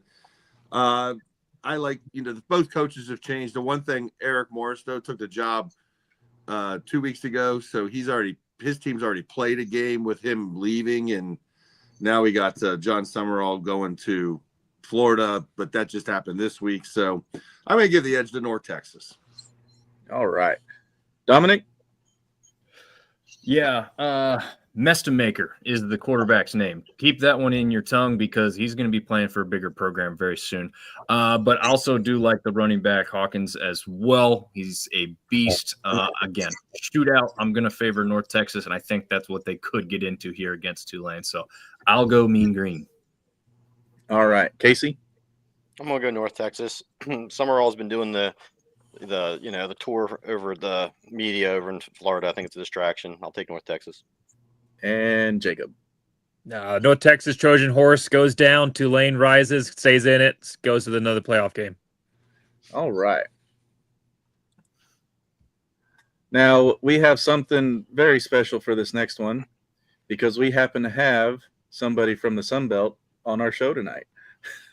The Sun Belt Championship, Troy 8-4, 6-2 in conference versus number 25 James Madison 11-1, 8-0 in conference. This is the Bridgeforth, not Bridgeworth, Stadium in Harrisburg, Virginia, and Pop's over here trying to keep his toesies warm. This game is, if you watched Sun Belt Syndicate last night, you get that. This game is at 6:00 tomorrow night. Central Time on ESPN. James Madison's a 21.5-point favorite. The over-under is 48.5. ESPN has James Madison winning 91.5% of the time. Todd, I am going to give you free reign to give us your quick rundown. Or not Todd, Dominic. Okay. Well, yeah. I mean, you've got a team in James Madison that comes in 8-0, perfect in the conference. 10 minutes away from finishing, so just pee off the edge of the carpet. Conference play. And then you've got Troy. Oh, sorry. Trying to see if I'm getting mixed signals here. Yeah, so we got James Madison, perfect 8-0 in conference play. Troy comes in 6-2 in conference play. They've had some ups and some downs. They have a quarterback who started their season named Goose Crowder, who returned towards the end of the season after a broken collarbone. Really interesting aspect for Alonzo Barnett. Not Alonzo, not Alonzo, but you can just call him AB3 for short. He was in last year's almost championship game until an ACL injury took him out in the last game of the regular season against Marshall. He was expected not to start this season, but guess what? He made it back just in time. They ran a 2-quarterback set for the first 2 weeks. Obviously, that second week loss to Virginia Louisville doesn't look great, but again, they didn't have AB3 at full strength. He has now been named the Sun Belt Conference Player of the Year for obvious reasons. He can hurt you with his legs as well as his arm. Goose Crowder is much more of a pocket passer. But you've got two outstanding defenses here. Troy's got 4 touchdowns defensively on the season to James Madison's just 2. But both teams have some ball hawks in the secondary, and this should not be a high-scoring game. The Sun Belt Championship game may be one of the lowest-scoring championship games of the weekend. I don't know if you want me to go with the pick now or let everybody else kind of go with that, or let me know what you want me to do on that. Tease it, man. Tease it. I would think leaning towards the Dukes, if you want Duke to win, would be kind of the thing that makes a little sense here. But I do think this game is a lot closer than a lot of the outside media will look at, especially Vegas. All right.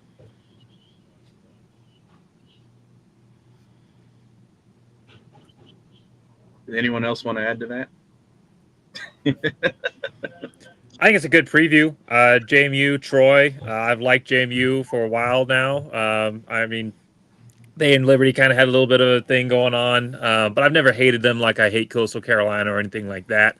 So, I mean, JMU, when I went to ROTC, like I said, I've said this before, I think last time on the channel, went to ROTC at Liberty University because Boise State did not have Air Force ROTC, only Army, and I was not going to do that.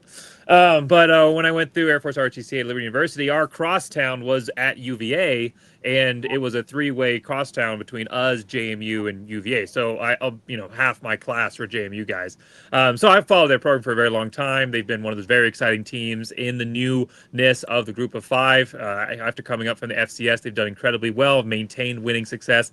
I am interested to hear that you think this is going to be a lower scoring game, and you're a little bit more of an expert on this from the Sun Belt perspective. So I'll definitely take that with what it's worth there. Vegas predicting 23.5. I was kind of going to predict a blowout, but if you're saying closer game, I still think JMU wins this game. If Troy, I'll ask you this: if Troy wins this game, what would they have to do to be able to override a Duke champion out of the ACC into the playoffs? If Troy wins? Yeah, if Troy wins, what would they have to do to unseat Duke as that 5th overall team in the playoffs? Like, what would they have to, by how much would they have to win? Do you think it's even a possibility? No, zero, Yeah. absolutely zero. I don't think they have any chance in hell. They got blown out by Old Dominion 33-0 just a few weeks ago. That was kind of the comeback game for Goose Crowder.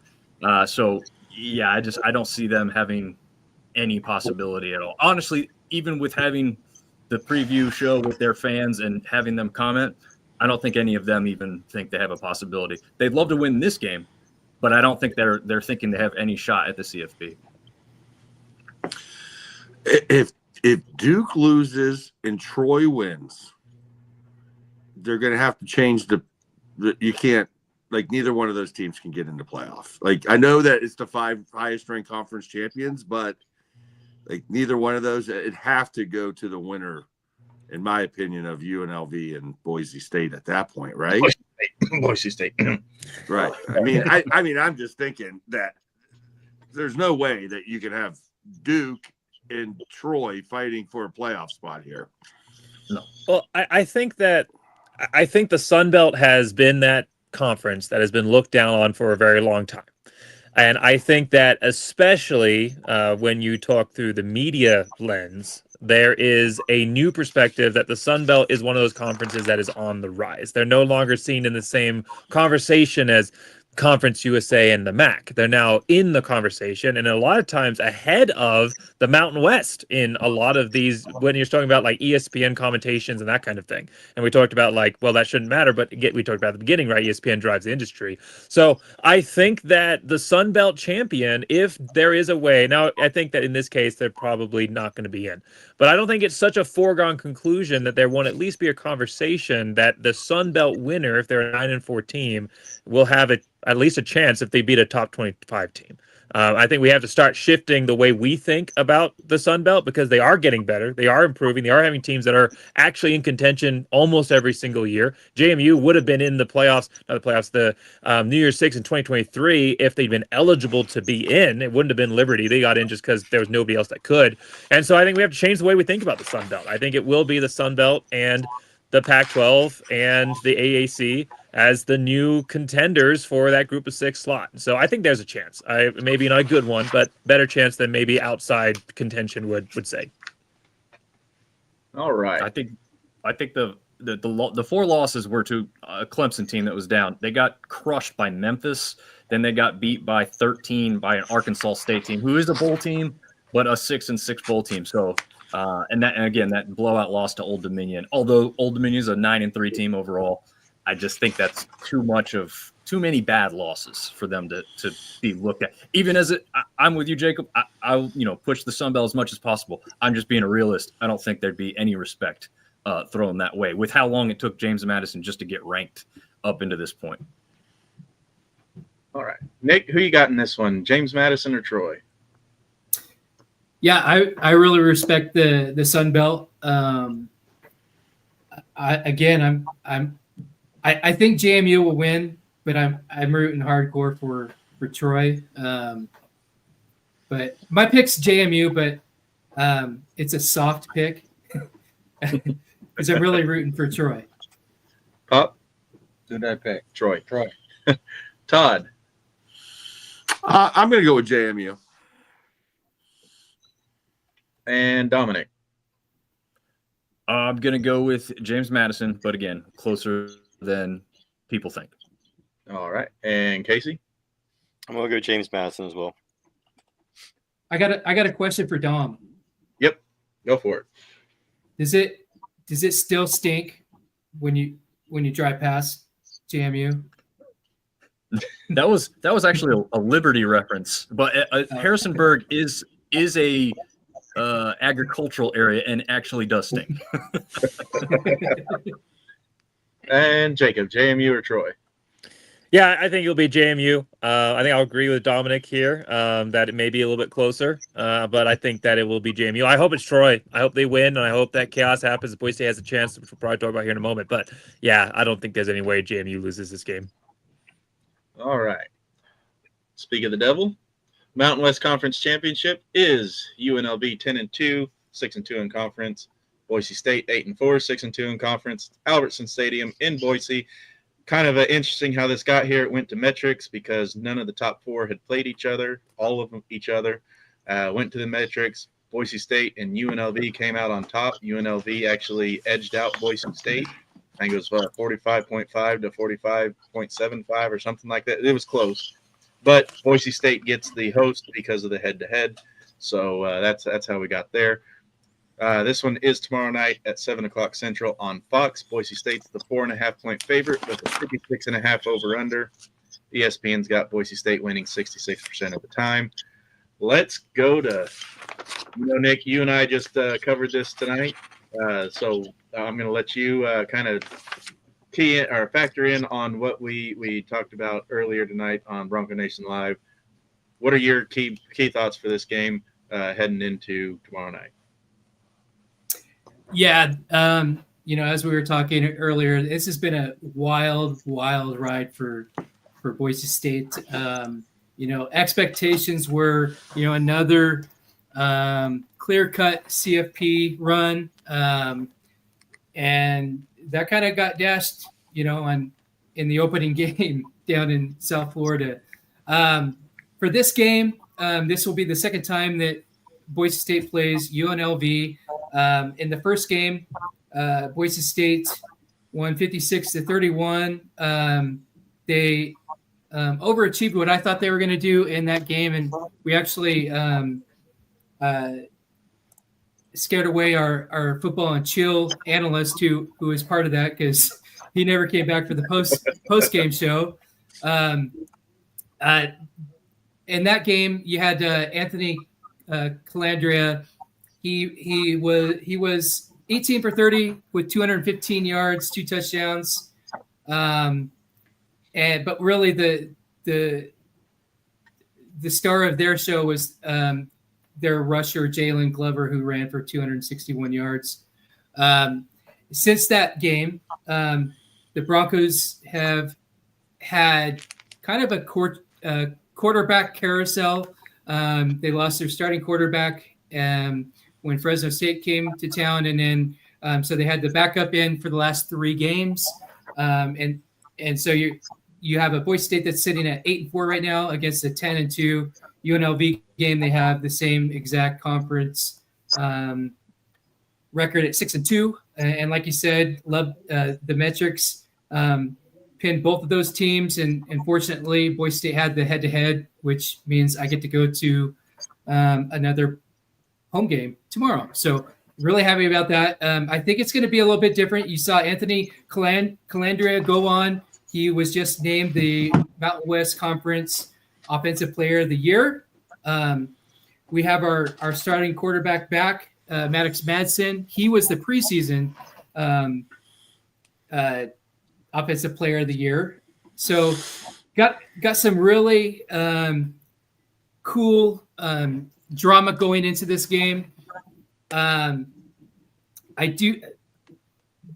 things have changed with our defense. The Boise State defense has the 30th ranked defense in the nation and the 11th ranked secondary. So a lot has changed on Boise State's side in regards to the defense, which has really made me happy because before the season started, we were coming off that loss to Penn State in the Fiesta Bowl. And my thought was, hey, we need a defense that's at least top 30 because those defenses that were in the playoffs last year, if they had a top 30 and below or higher, they were the ones that could win. And so right now we're sitting at the top 30 defense in the land. So that's why I'm rooting hardcore for chaos so that maybe, just maybe, Boise State will have a chance and shock the CFB world again and get a berth into the playoffs. I do think that the defense is going to be the determining factor in this game, as well as the weather. It's supposed to be raining, and then as it gets colder, you might see some snow. And we're playing a Vegas team, so in our show previous to this, my pick was 40-21 Boise State. All right, Pop, what are your thoughts about this one? Way back in the day when the Dallas Cowboys were buying the Super Bowls, they had a quarterback named Roger Staubach. And he was a pretty good quarterback, but he got injured. They brought in a quarterback named Craig Morton. Craig Morton took the Cowboys to the Super Bowl. And they benched him and brought in Staubach because he got healed up from his injury. But he'd been on the bench for half a dozen games. He got in the game, he was rusty, his timing was off, he wasn't quite sinking, and it was late in the game before they finally brought Craig Morton back into the game. Craig Morton engineered a couple of drives, had him going down the field, driving for the go-ahead score when time ran out on the clock, and the Cowboys ended up losing. They traded Morton to the Denver Broncos at the end of the season, and I became a Denver Bronco fan and have not liked the Cowboys ever since. Why did I say all of that? We've got a quarterback situation where quarterback's been on the bench for 3 weeks. He's coming back in. He's going to have that same rust. He's going to be a little bit out of sync. And the question is, and I'm hoping that he's not, he could defy what happens with people that are not playing for weeks. But I'm hoping that our coaches, if he does falter, can make the switch quick enough to where we can go ahead and win the game. So I think all things being equal, I think our defense is better. That's good. But our secondary's good.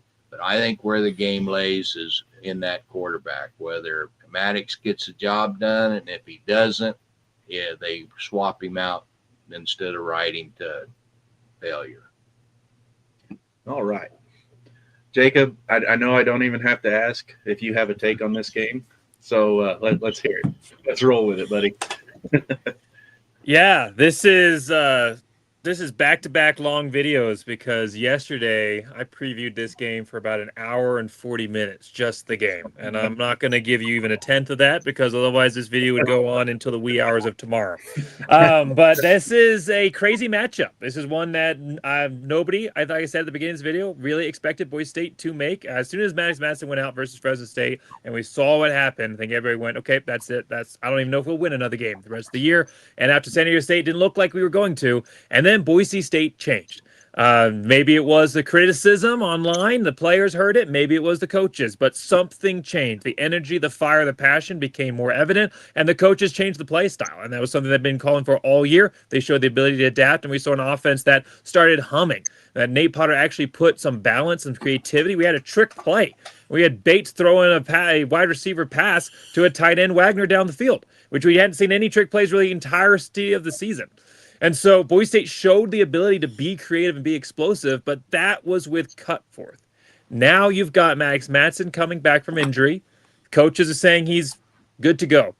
There is no way that he is 100% for this game. Absolutely zero chance. Even if he's physically healed up 100%, which I, again, don't think there's any way that could possibly be. This is his second lower body injury of the season that he's coming back from.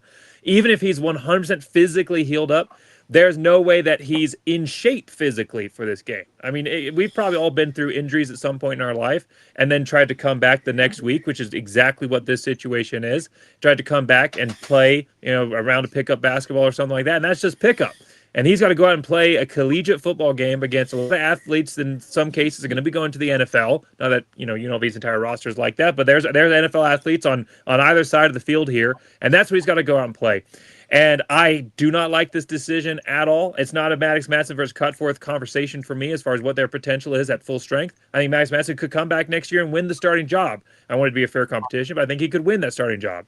But this game absolutely should be riding the hot hand of Max Cutforth. I am very worried about what this game will do. And if the coaches are going to, like you said, Pop, just ride him to the end. If they're going to have that player loyalty and say, well, the season's pretty much over anyway, we're a long shot for the playoffs, it's Maddox Madsen's team. He's the only player in the entire country that we want. We're just going to ride him until the end, no matter what happens. Jalen Henderson was on the show, and he was in the opinion we should start Maddox Madsen. But he was also the opinion that if there's one or two drives that don't look right from the beginning, Max should come off the bench and come into the game. I just don't see a way that not Nate Potter, that Spencer Danielson is going to do that with his approach and his player loyalty, which is good. It helps you get incredible recruiting classes, but sometimes the X's and O's suffer when you don't have the right player matchups. And so something's got to. So that disconnect, I think we're going to see whether or not that ends up being an impactor in the future of this Boise State program. But for this game, I mean, it could be. However, the biggest factor for this matchup is Bronco Nation. This game is on the blue. The players are fired up. I think there's going to be enough energy there. UNLV does not know how to win against Boise State. They've had many opportunities before. 2023, they couldn't beat that 2023 team. And I think that UNLV team in 2023 was better than this UNLV team is. So while there's improvements on both sides, and I do have questions and concerns about the quarterback position, I think our run game is good enough with Dylan Riley. I think that our offensive scheme has the potential to be strong enough to beat a defense that has been one of the worst in the country, even if they've gotten better. And I think Boise State pulls out a win. But it's going to be a crazy one to see, and I think we'll have a lot of conversations if it goes the wrong way in this one about the future of this program looks like, specifically where the quarterback position is concerned coming into 2026. All right. A 5-loss Troy, a 5-loss Duke, if Duke wins and Troy wins, and a 4-loss Boise State. I think we're all pretty much of a consensus that Boise State would become the 5th highest conference champion. Dominic, do you think Duke with 5 losses would probably be the better option, or do you think Boise State or UNLV if they get in at 11-1 or 11-2?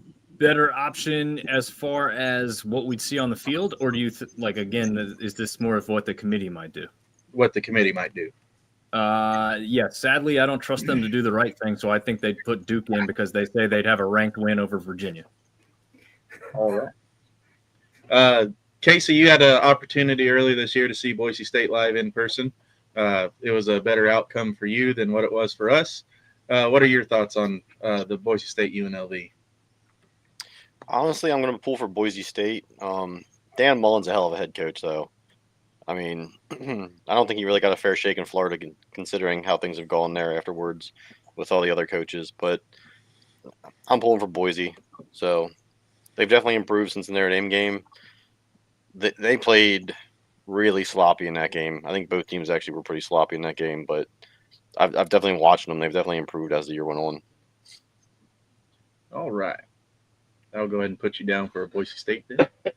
Todd, give us your quick analysis and who your pick is. Well, I don't really know who's going to win this football game. But one team's colors are scarlet and gray, and the other teams aren't. And I'm going to go with the scarlet and gray against the group here and go with UNLV just because the color scheme is similar to mine, if not the same. So there you go. But right. I agree with what I agree that I do not think I would start Madison's quarterback. I would go with the hot hand, in my opinion, and I agree he's going to be rusty. There's no way about it. I don't know what the temperature is supposed to be like in Boise on tomorrow night, but anybody that's had injuries know they're worse as it gets colder. And once he starts getting hit, it's going to be, he hasn't gotten hit in 3-4 weeks. So I just think it's probably a bad decision considering the other kid came off the bench last week. And I did watch that game last week against Utah State. And the other quarterback, I think he threw for 350 or somewhere in that range, something like that. He had a big game. 341. Yeah, okay. Throwing the football. So I would stick with the hot hand there myself, but I don't know. I don't know that I'm going to root one team or the other here. I'll probably root for Boise for you guys, but I just think UNLV, Dan Mullen's going to have them ready to go. And UNLV was really impressive a couple weeks ago against Hawaii. All right. Nick, I know I don't even have to ask this, so I'll just go ahead and put you down for UNLV.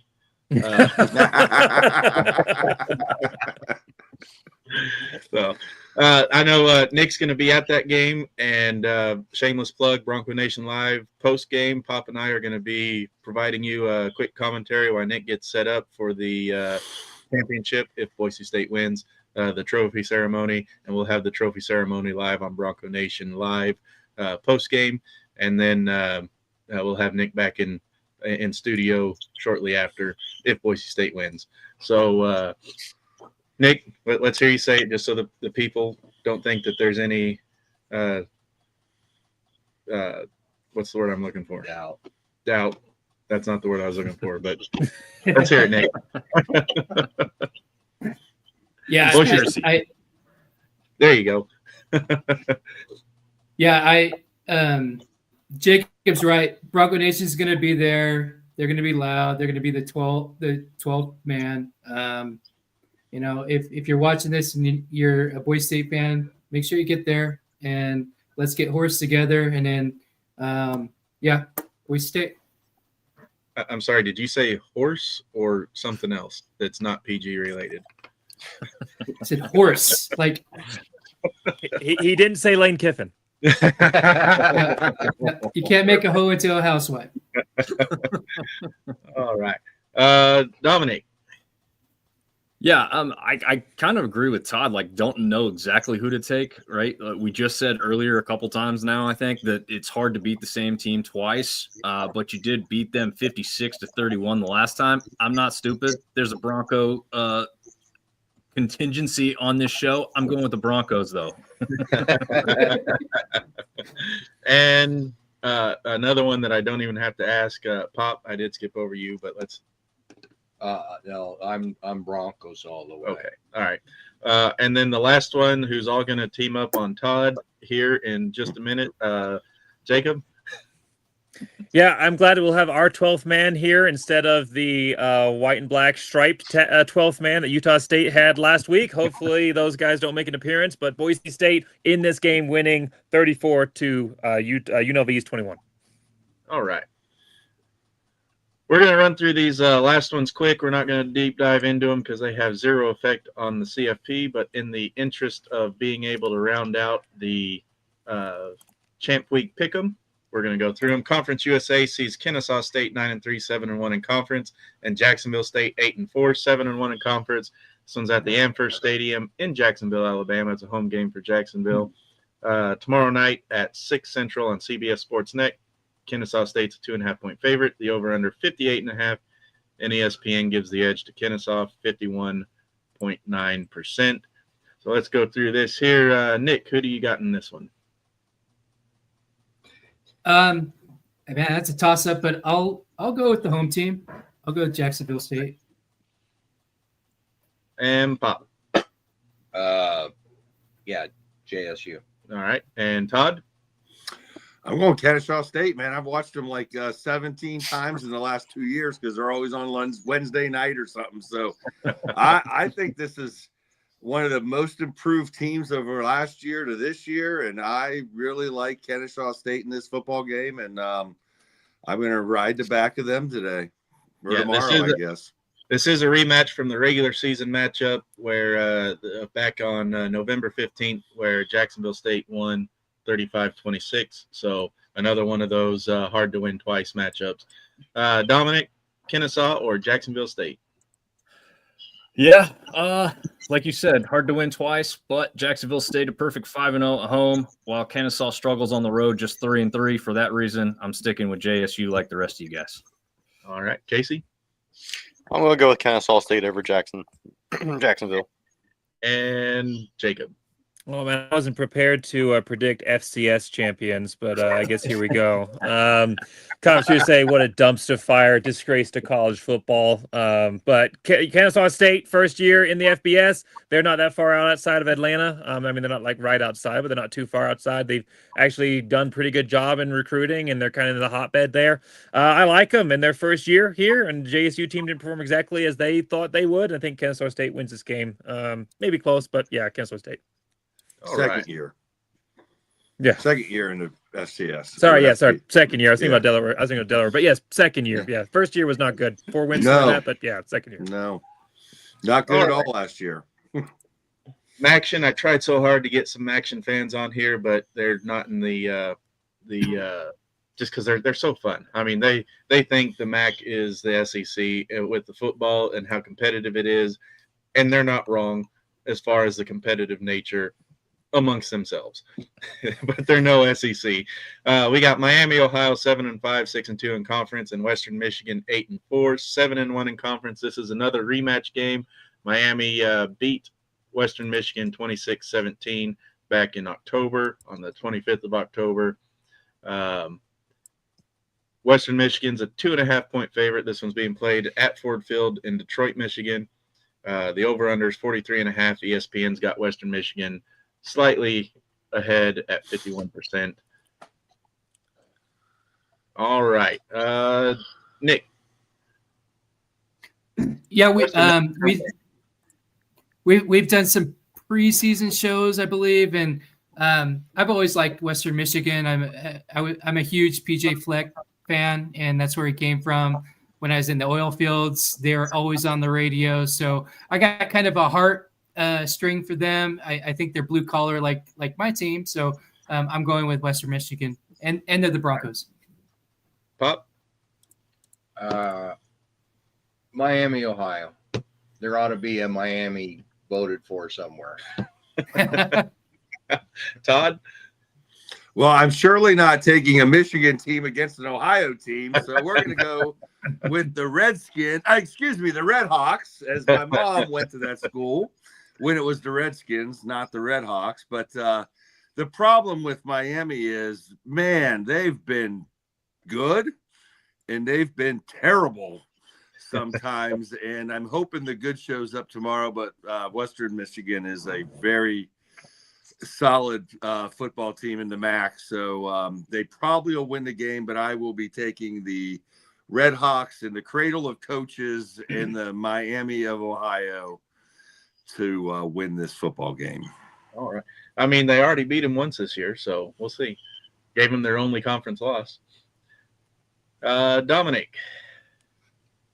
Yeah, I'll go backwards from my last pick and say that the it's hard to beat the same team twice is going to be true in this one. So I think Western Michigan pulls that back out and wins in their de facto home game there in Detroit, Michigan. All right. And Casey? I'm going to go with Western Michigan as well. I would like to see Miami Ohio win just because they're head coach, but I think Western Michigan will pull it out. And Jacob? I want to see a flight tracker of how many people have ended up in Miami, Ohio, and did not intend to be there. And having survived 2 years in the state of Ohio, I can't bring myself to root for an Ohio-based team, and so I got to root for the Broncos, Western Michigan. All right. Does anybody want to change their championship picks before we finalize this graph? Speak now or forever hold your peace. Let's switch mine to Troy. Oh, Troy. There you are. All right. Anybody else? Going once, going twice. Sold. All right. Let's put this up on the screen and see how everybody feels.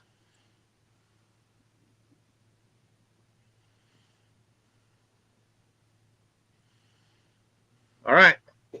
There it is for all to see. Take the screenshots. I like that other screen better. Let's go back to that. There we go. I don't think everybody's on the screen in that one, though. Nope. I can't see anything on my end. Does anybody else? I think if you're on a mobile device, you're not going. Got it. Yeah. I don't like that. Look, it doesn't show everybody. I have to go back. All right. If you pull up a YouTube stream, then you might be able to. I think because you're not because you're on a mobile device, you can't see the whole screen. I think Todd had that trouble whenever we do our other stuff. So there it is. Take your screenshots if you want. I'll post it in our Facebook groups and everything. But that is your Champ Week Pick'em. And we'll see what comes of that.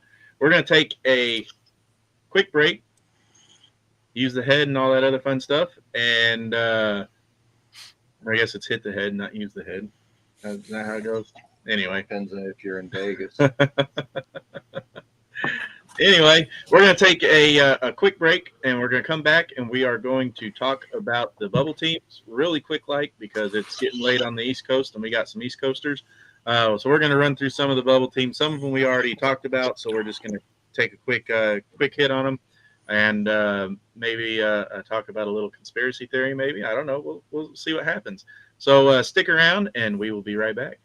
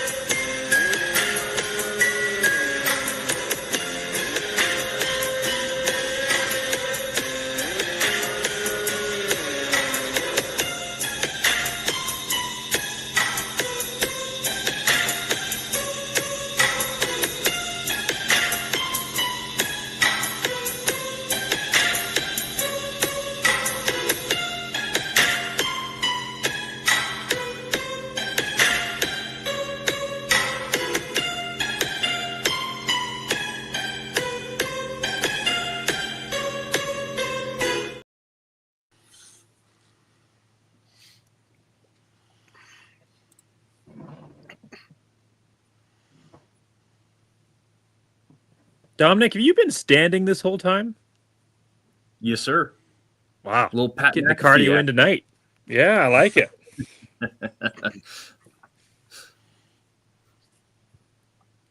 Oh, you're muted, Sam. We should get him a Stairmaster and let him do the show on a Stairmaster. This show on the Stairmaster, man, I would not survive that. He would have calves the size of red oaks.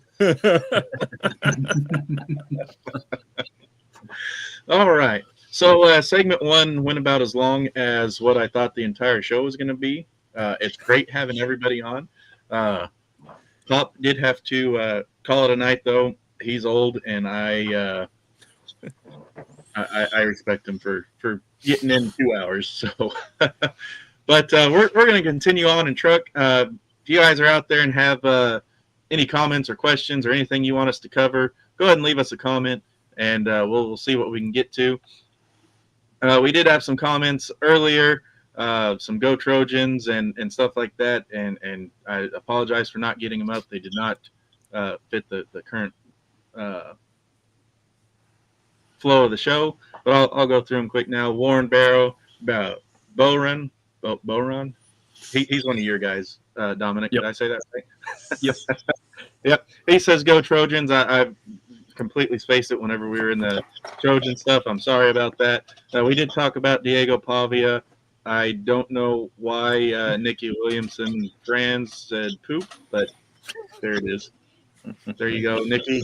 I'm true to my word. I put him up. Let's see.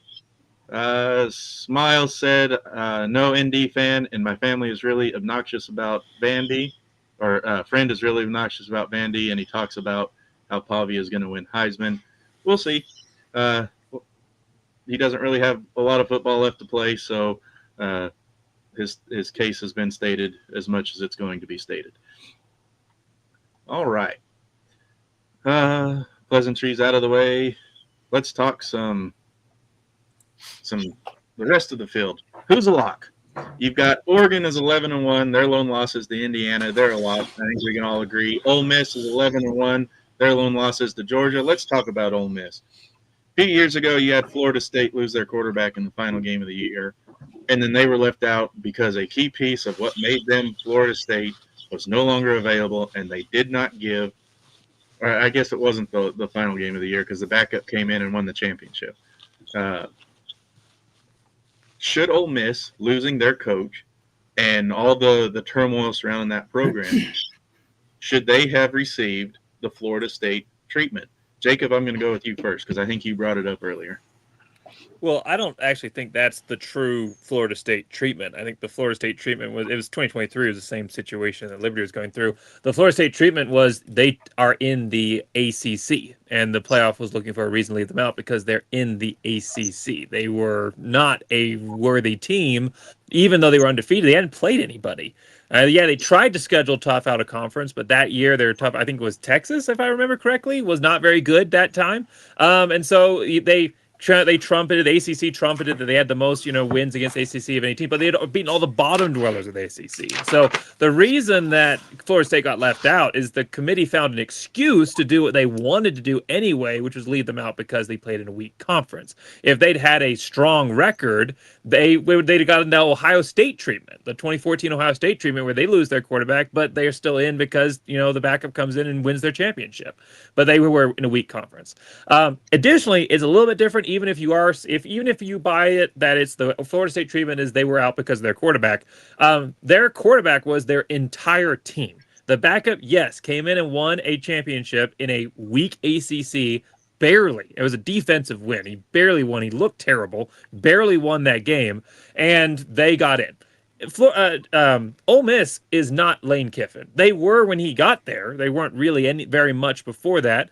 They had done some good stuff under Hugh Freeze, and then Lane Kiffin took them over after kind of a downtime after Hugh Freeze got fired for all of his stuff, and then he restored that program and brought them up. But Ole Miss is more than Lane Kiffin. All the key players are there. None of them are opting out of this playoff game like ESPN said they thought they would. They're all there. The offensive coordinator is coming back to coach. The defensive coordinator is there. there. The only piece that's missing is Juice Kiffin, and I think Lane is gone too.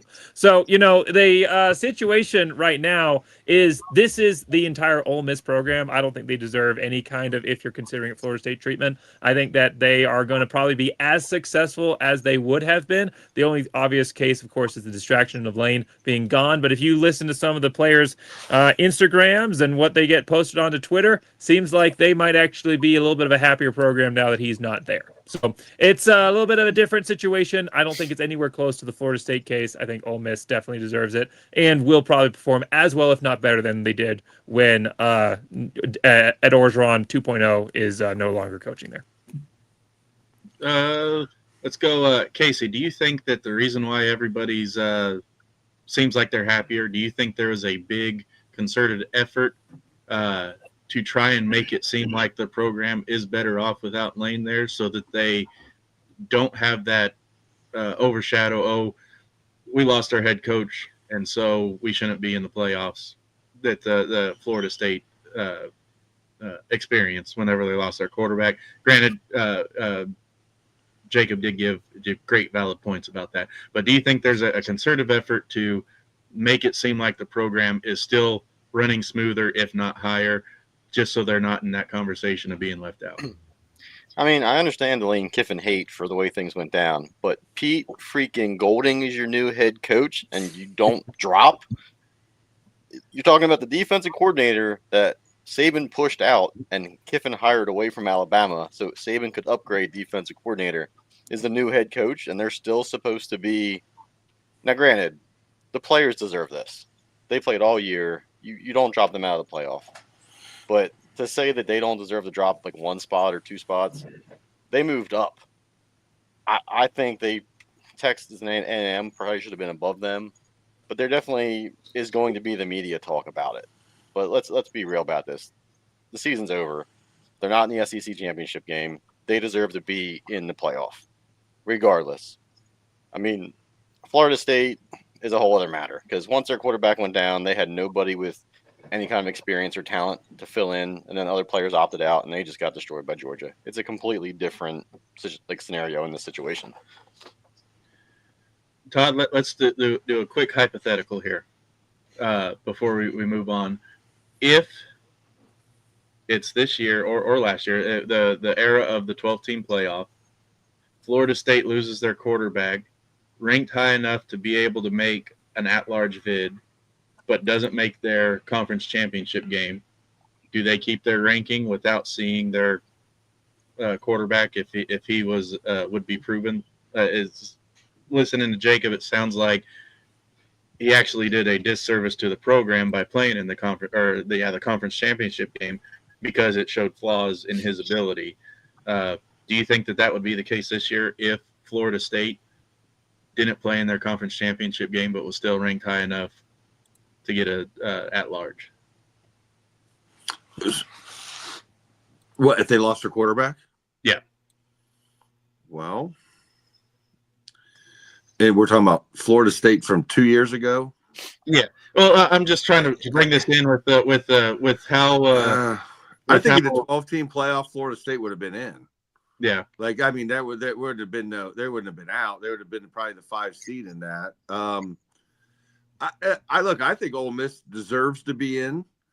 I think this gives you guys, most of you are group of fivers here, right? Or group of 6, whatever it's going to be next year, or however it's going to work out. Look, I think the Mississippi Ole Miss matchup against North Texas would be dynamite. I'm pulling for North Texas for the upset in that game.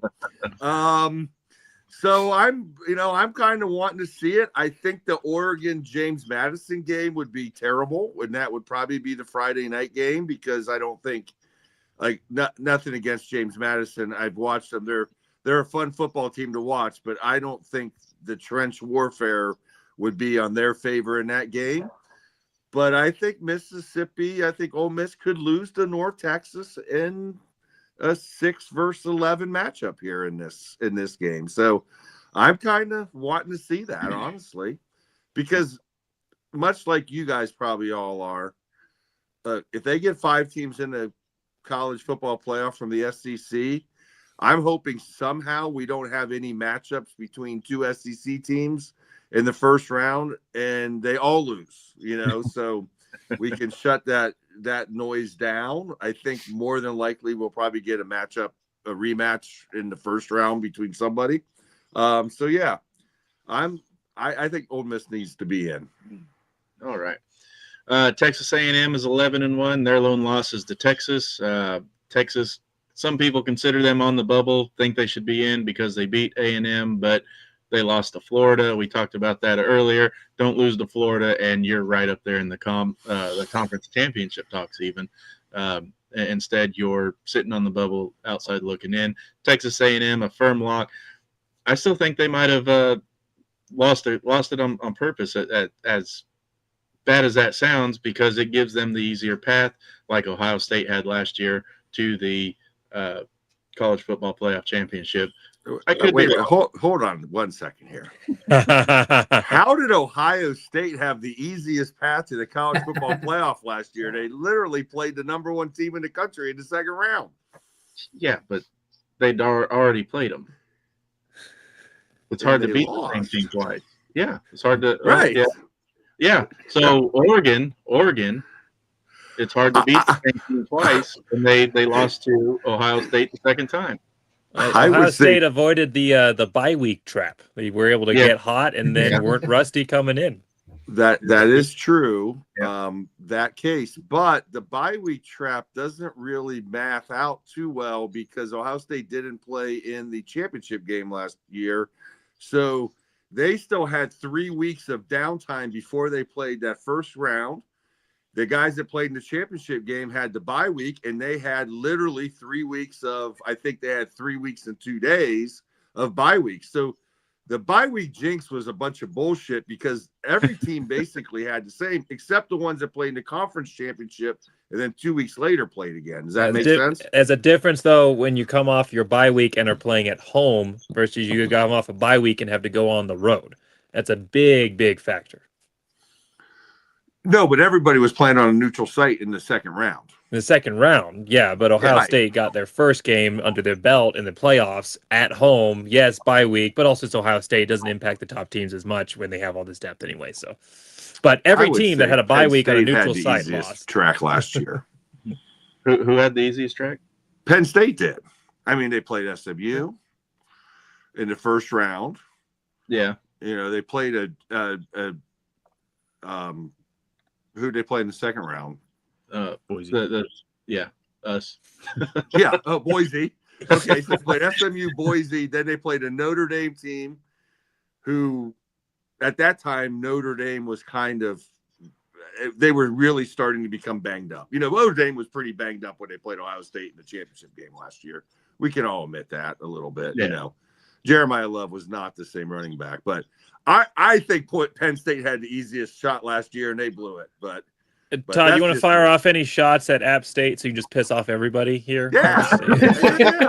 Well, hey, look, if we want to get down to it, guys, and I'm a big believer that I like college football, I like everything, but can we honestly say that James Madison deserves to be in this college football playoff this year? If they get there, there's no way in hell you can honestly say that. It's impossible. With the way the rules are, yes, but no, I don't disagree. Yeah, let me tell you something. If we go into this college football playoff, this is what it's looking like, we could have an Oklahoma-Alabama rematch. We could have a Notre Dame Texas A&M rematch, and we could have Mississippi, Ole Miss, and North Texas, and Oregon and JMU. Do you guys think that is a super TV ratings bonanza with those 4 games? It's not about TV ratings. It's about the best football. No, it is about TV ratings. It's 100% about TV ratings, guys. It's nothing else but TV ratings. I need to get Pop in here to pop off about the money again. Well, Pop is crazy when it comes to the money, though. He's not. He can't. I mean, listen, the money is the money. It is what it is. It's just like it. But the bottom line is, if you're telling me that we're going to get an Oregon James Madison and an Ole Miss North Texas, now look, we all follow, like, we've seen North Texas, right? But the average person hasn't seen North Texas. That game is going to be so miserable in terms of eyeballs. It's not going to be very, first of all, it's going to be the noon game because, they're going to put the Alabama-Oklahoma game or A&M and Notre Dame game back on as the bigger games. But I'm just saying I just don't think JMU getting into this playoff and leaving Notre Dame or Miami or whoever else could get left out of this thing. I just don't think that it's I think at the end of the day, the automatic bids are going to go away. I think that's the one thing we're going to get out of this. There won't be any more automatic bids. It'll be bad for the G5 schools unless a team like Boise would be the only team, I think, consistently that could make a run to the playoffs. I would actually argue the opposite. I think that there is certainly a contingent of fans, and I'm not saying you're one of these, but SEC, Big Ten in general, who they kind of think of college football almost in a professional sense, and they're caring about the certain level of teams, and that's who they're looking to, and they're looking at what conference are they playing in when they're watching the games. But I think there's a wider margin of college football fans that they like to see the underdog story. I think the thing that hurts when you have these New Year's Six matchups, the TV networks say, "Oh, this is a group of 5." They're not going to get the bigger draw, and they put them in a worse time slot. They put them on Friday, or they put them in a game that overlaps with another New Year's Six game, or they put them in a game that's now the NFL playoffs are starting earlier. Now they're competing with an NFL playoff slot. That is the biggest thing that hurts these matchups. Is the TV market's perspectives of the matchup, and then they have a self-fulfilling prophecy. In general, when you look at statistically, when you have group of 5 teams versus the Power 4 in an upset potential type game like a playoff, in similar TV matchups, in similar time slots, in similar prime network time games, you actually see similar ratings because people love an underdog story and they love the chance. Now, if it's getting blown out, then nobody's going to watch a blowout anyway. Barely anybody watched that Florida State Georgia game in 2023. But if there's a chance for a blowout, people love an underdog story. They love an upset, and they love it when the little dog gets a punch in. And you talk about Ole Miss versus North Texas, you'll have all the people that are watching Ole Miss because they want to see Ole Miss do well without Lane, and you have all the LSU fans and everybody else that's watching because they want Ole Miss to get beat by the underdog and see how hilarious that would be to prove it was Lane Kiffin all along. So I actually disagree completely with that perspective. I think you're right that it ends up being that way, but not because of the matchups, only because of the TV executives. That may be true, but the ratings don't show that. The ratings don't give you that impression. Like the average college football fan is like, no one thinks that JMU is going to beat Oregon. They're just not going to turn the TVs on. No one thought that Boise State was going to beat Oklahoma either. And remember, most people that saw that game on a highlight reel the next morning, not the time that it happened. Because for us on the East Coast, that play happened at like 11:30 at night. Right, and that just plays into Jacob's argument that the G5 gets those worst time slots because they're G5. Yeah. But they still make good games. No, and listen, I watch Tuesday and Wednesday and Thursday and Friday football. Like I got 5 TVs in my garage, and I'll be watching both games of that. So I'm a huge fan of it. I'm just saying that the average college football fan is not going to tune in to Oregon and James Madison. It's not going to be it's going to show the ratings are going to be, look, even the ratings last year were not great. And I thought we had potentially better matchups at that point, so we'll see. Again, just to kind of wrap up. I'm not trying to piss the group of 5 off. I'm just being honest here, man. But you keep saying ratings, but they're ratings that are skewed because they're ratings based on when the game was played and what network it was played on and all of that. When you factor in the impact of what that should have on any team, they actually are performing really, really well, on par with any other similar Power 4 matchup in a similar context. Even in some cases better than. So you can't just look at the rating. You have to look at what channel it was on, what day it was on, what it was competing with, what the time slots were. There's so much more into the analysis than just simply the number at the end of the rating. And when you compare all of those factors in, the group of 5, considering everything they're up against, actually does really, really well in these ratings. But at the end of the day, it's a number that the execs can say, hey, this proves our point, kind of like what you're doing right now, not intentionally, but they can say, hey, this proves our point. This is why we're putting you there. And we're only there because they put them there in the first place. I think there's a handful of G5 schools that'll bring the ratings, and Boise State is clearly one of them. Yep. Outside of that, there's maybe a handful of schools year in and year out, but not typically is going to be the way it's going to work. And I'm just really pointing here at JMU more than anything, right? Like, I think the American Conference this year was extremely challenging to get through. And I know we have the Sun Belt Syndicate on here, but I mean, JMU's schedule is 115th here, guys. Like, this JMU has no chance to win this football game against Oregon, nor do they have a chance to win 4 in a row. Is that fair? So what you're saying is Boise State's going to play Oregon. Hey, that, to me, that would be a much better matchup. Absolutely, no question about it. We're their kryptonite. I'll throw this out there. So, do I think that James Madison would beat Oregon? No. But do I think it would once again be closer than what a lot of outsiders think? Yes. Let's put this out there real quick. Transitive property doesn't work, but Old Dominion played Indiana in one of their closer games of the year, 27-14. And then Old Dominion, who went 9-3 and is in the Sun Belt Conference, got hammered 63-27 versus Old Dominion. So James Madison took care of them by way more and blew them out. So I just don't think that it's so much more about matchups and schemes than it is just, well, this is a power program and this is a group of whatever program, right? Like it can work out to be a decent game, and we've seen the Power 4 blow out the Power 4, so why not give somebody else a shot in that regard, you know? And I'm not opposed to that. I'm just saying I'm just looking at it as a college football fan, and I just don't know that I love these first-round potential matchups. You know, I think are we all wanting to see a Notre Dame Texas A&M rematch in the first round, if that's what it ends up being? So I'd be fine with it. It was a good game the first go around. It was an excellent game the first go around. No doubt about it. So UNLV, who they rank 130. I know we're not talking about UNLV.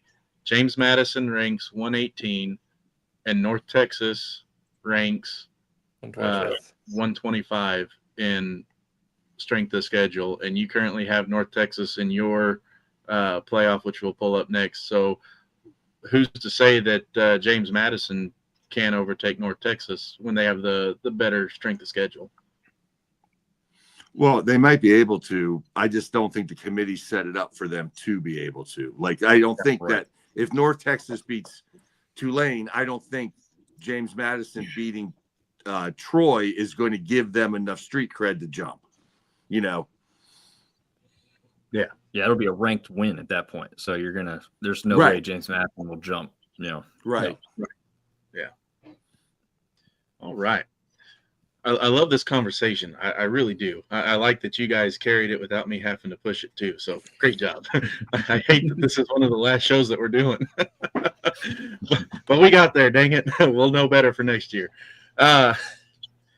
So Alabama, how bad do they have to lose in the conference championship game to get knocked out of the playoffs? Nick? Well, they should be thanking Georgia for, giving Ole Miss that one loss. But a 3-loss Alabama still in the playoff. I'd rather have a 3-loss Texas in there. Well, we saw last year that on the bubble with SMU losing to Clemson, they didn't knock SMU out for playing. They didn't punish SMU for playing a conference championship game. So that's kind of where we're at this year with Alabama. It's almost like the committee said, we're going with Alabama. You're going to get in there. But if it's I'll say 21 points. 21 points. Yeah. Casey, you have a point spread that you'd like to see Alabama lose by to knock them out? I mean, it's the CFP, it's ESPN, it's the rankings. They're going to have to get dog walked by like 30. They're almost guaranteed to be in. Todd, I see you up there. You're intent. You're just waiting. But let's hear it. Look, I think Alabama's going to win the game, so I think it's a moot point. But they would have to see. This is where my problem is what BYU is like. Why is BYU the only team playing in the conference championship in the SEC, the Big 12, the Big 10 that has a chance of losing that game and being out? They're not even in today, right? Like they're not even in. If the committee had their way, they could win and they'd still be out if they wanted them to. They can't because of the conference tie-in. But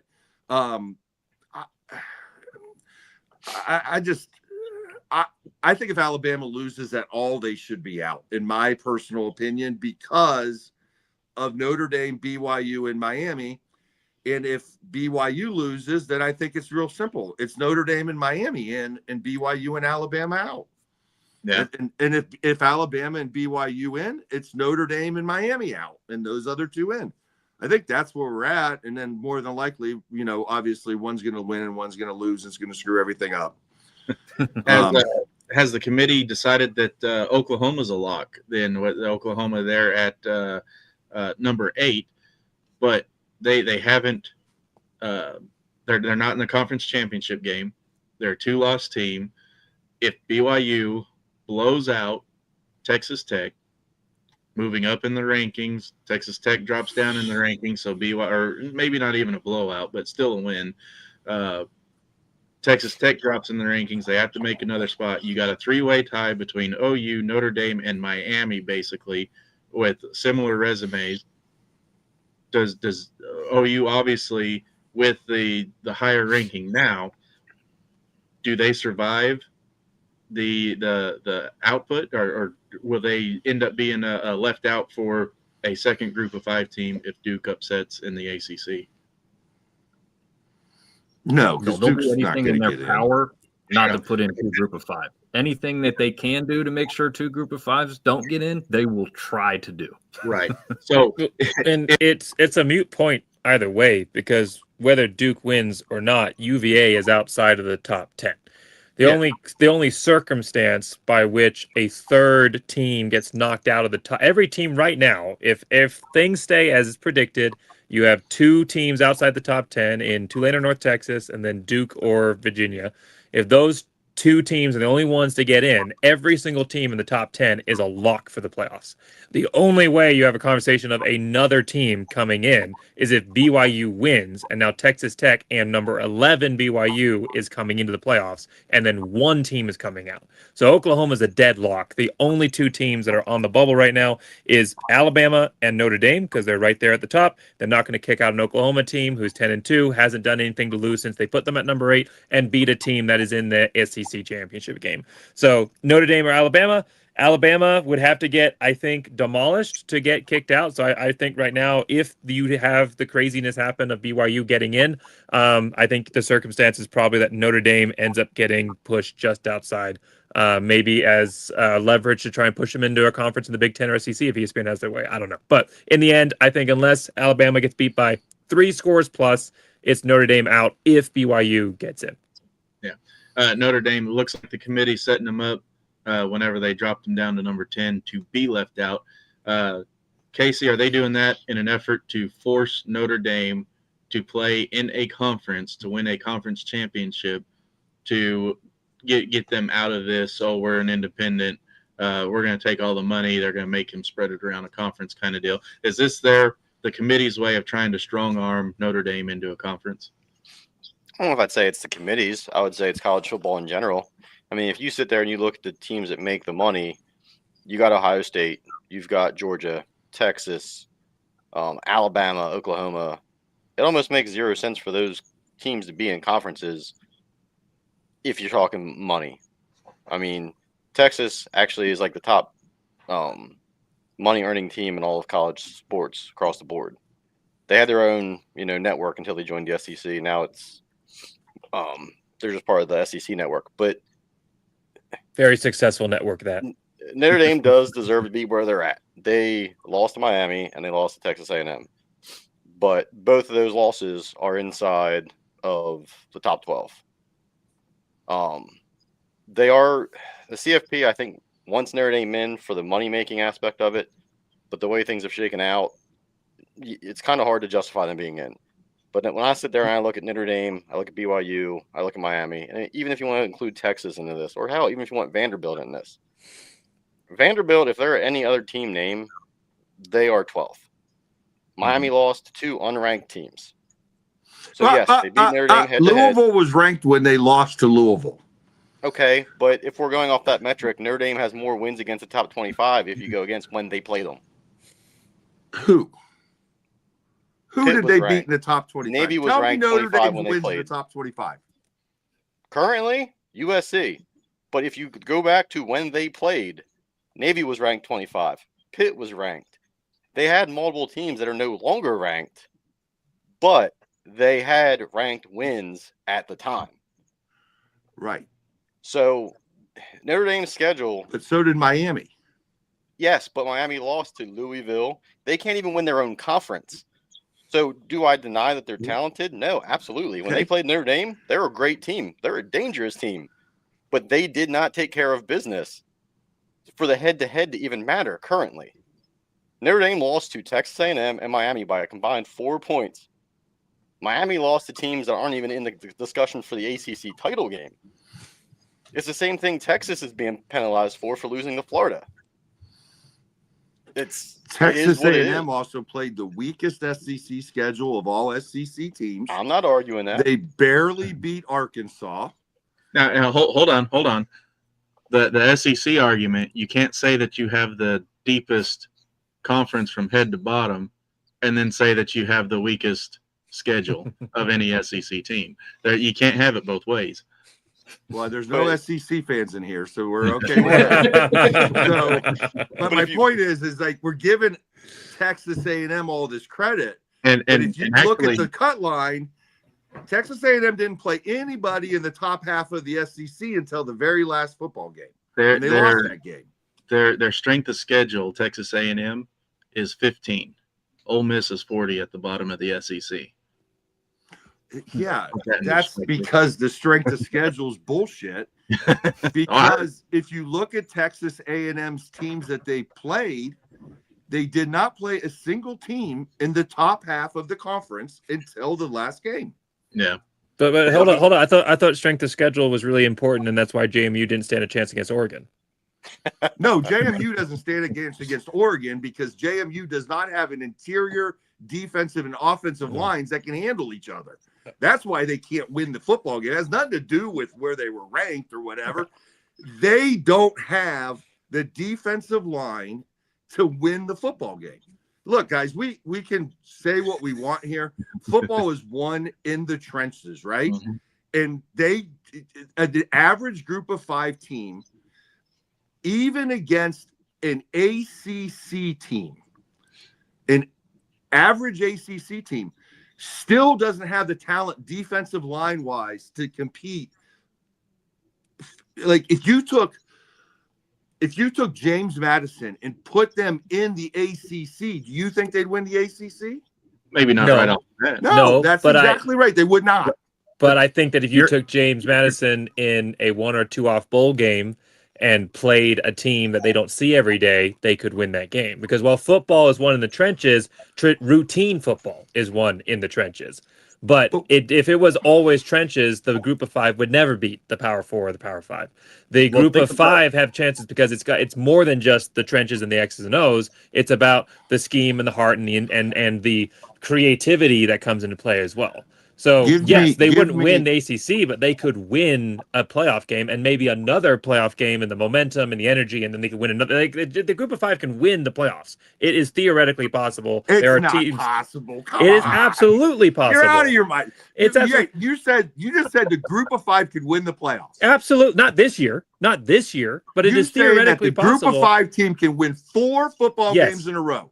Absolutely. You're There crazy. have been group of 5 teams. There have been All group right, of 5 it's teams. 12:30 at night. We lost our minds. There is no fucking way on earth. Sorry about my language. A group of 5 team is winning the college football playoff, guys. Well, one It's argument impossible.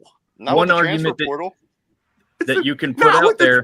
not with anything. I'm The going to lose transfer my portal, mind. the transfer here. portal actually makes the group of 5 better. It makes the power 4 weaker by sucking their depth and brings strength to the group of 5. But by this argument, Indiana would have been a Sun Belt team based on their record the last decade. Indiana is a pipe smoking dream here for a couple seasons, man. This isn't going to be. This Indiana is Probably not even going to 5 become the Indiana's not going to become. And I'm not saying this because I'm a fan of Ohio State. They're not going to become Ohio State. It's just not going to be that way. Like, they've had a couple decent years here. The transfer portal does change some things, but it's not going to change enough for a group of 5 team to win the college football playoff. It's never going to happen. And to think that it is, you're doing yourself a disservice. One wouldn't thing say to it's help gonna dispel, happen. There's a dispel the chance. argument is SMU just moved up to the ACC and damn near won it in their first freaking year. And yes, they did have some transfer portal help, but that is a largely group of 5 team that went right into the ACC and took it straight to them, which I predicted that they would win the damn thing. They came real close, but is it going to be extremely difficult and very unlikely that any group of 6 or 5 team goes and wins 4? Yeah, I think it is unlikely. It was also unlikely App State would walk into the Big House in Michigan and beat them as an FCS program. So these things can happen, but yeah, it's all stacked up against them. But that's Nick said it. How that's many not times new. has Nick said it tonight? Nick said it. The ACC is what, Nick? A dumpster fire that you used one time.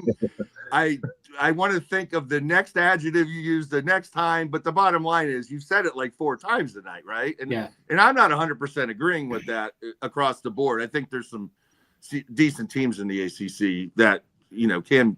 I'm not saying they can win the college football playoff either, but I'm just saying is at the end of the day here, like,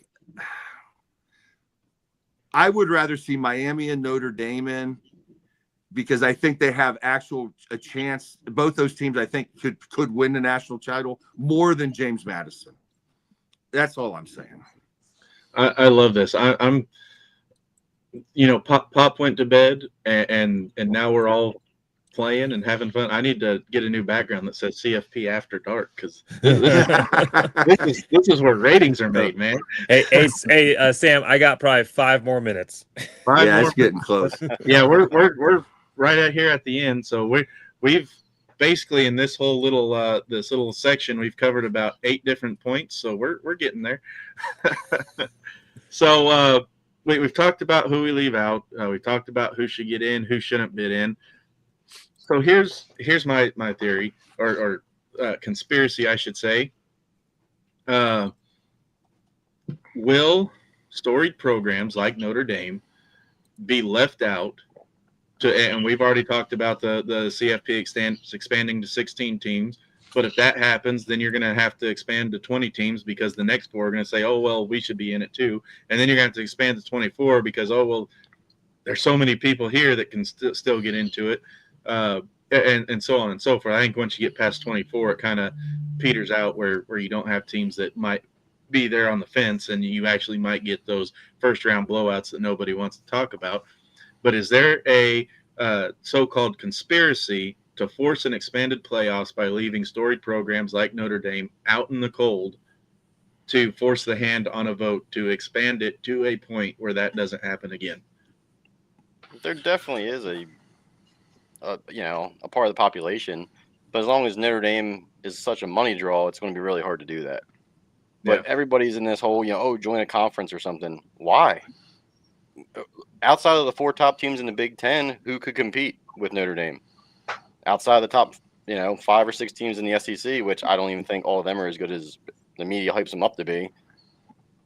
I mean, if you go look at, like, comparatively, like, common opponents of who Notre Dame has played, the other top teams have played, the margin of victory is roughly the same. You have to look at the body of work. You can't just sit there and look at the schedule, because you can look at anybody's schedule and pick it apart. Notre Dame's schedule this year, like, some of their opponents are down. Purdue was a down year, but Notre Dame's margin of victory over Purdue was roughly the same as Ohio State's. Purdue is always in a down year. What do you mean? Purdue's been a down decade. Yeah, since who was their coach when Drew Brees was there? Joe Tiller, yeah. Yeah. That was a while ago, but yeah, I mean, there definitely is I don't want to say a conspiracy, because conspiracies are just usually in most cases a small margin of people believing it. And I think there's probably a 60-40 split that they'd like them to join a conference, and it's going to come down to probably the Big Ten, honestly, when you look at the region and you look at the money. But Michigan kept them out back in the 90s, so we'll see how it goes. I mean, I personally wish college football would go back to having more independence, where you would have more matchups like Ohio State and Texas did week 1. Because, I mean, there's absolutely no reason. Like, if you go and look at, like, Texas Tech's schedule, they haven't played anybody. They lost to Arizona State, yet they're still ranked ahead of Oregon team, who lost to the number 2 team in the country. And they're ranked ahead of Ole Miss, who lost to the number 3 team in the country. Like, it's subjective. But, yeah, there definitely is, some pressure on Notre Dame to go conference so they can spread that money around. I mean, Notre Dame made $20 million last year just from making the national championship. The Big Ten teams combined barely made, like, it was close. It was like 24 million or something like that when you added up all the Big Ten teams after they shared it. Yeah. Look, I'm a big fan of Ohio State going independent myself. I'm not a Big Ten homer by any means. I think the Big Ten's gotten too big. I think the conference has been I think they let too many weak teams in. I think Rutgers and Maryland don't have – first of all, Maryland doesn't even really fit in the Big Ten and anything about it. And honestly, Rutgers really doesn't either. But I agree with a lot of that, we should – I think Ohio State should come out. I actually want Ohio State to go to the SEC, because I want to shut them up with they would fit in academically. I mean, absolutely. The only problem with that is the SEC doesn't want to go play up north in the winter. Well, that's exactly right. I don't think Notre Dame needs to go to a conference. I think they have a lot of traditional rivalries already. Now, the question is, how many of these teams are going to be interested in playing these traditional rivalries any longer? We've already seen the great Michigan-Notre Dame rivalry run away. The Michigan State-Notre Dame rivalries went away. USC backed out. The USC Notre Dame rivalry, could be easily on its way out in the next few years. This was the last year. Yeah. So, I mean, I think the way that the college football forces Notre Dame into a conference is by forcing them to not play the teams that they want to play, right? When Stanford says, hey, we're out, and USC says that, who is Notre Dame going to play? Well, they're going to play 6 ACC teams, right? Yep. Yeah. So they come over to the it'll be all right. They're going to play Navy. Well, Navy's, I mean, if you know the history of that yeah, I mean, I'm not saying anything. I'm saying that, Yeah. Army. Well, I think UConn is still independent. Yep. I mean, yeah, it would definitely hurt their strength of schedule, but I mean, at this point, like, who would you rather play? Would you rather play Rutgers or would you rather play Boise State? I personally think Boise is a harder opponent. State. Yeah. I can tell you who I'd rather play right now, and it's going to be my pillow. This has been a great 10 videos that we've done tonight, guys. I've enjoyed every single one of them, but thanks for having me on. I really do have to go, Sam. This has been great. This has been a great conversation. Love talking to every single one of you. Wick's been great having you on too, man, and thanks for having me here. As always, any podcast I'm on, I'll end it the same way. Go Big Blue! All right, guys. See ya. Thanks, Jacob. See you later, buddy. See you. Good luck this weekend. All right, let's move into some predictions and rankings and maybe. Come on. It might get there. Whose My take computer- is this? All right. Well, my one screen is frozen. Lovely. Oh, hey, it's on the TV. Look at that. So this is my college football bracket. That is unsettling. Okay, cool. I Sweet. think we're still seeing everything good, right, guys? Okay, that's Yeah. good. And then I don't care about the program then. So obviously I do have some. And he crashed. That's what was going on. Well, I want to know what he's been drinking that he's got James Madison up so high above Texas.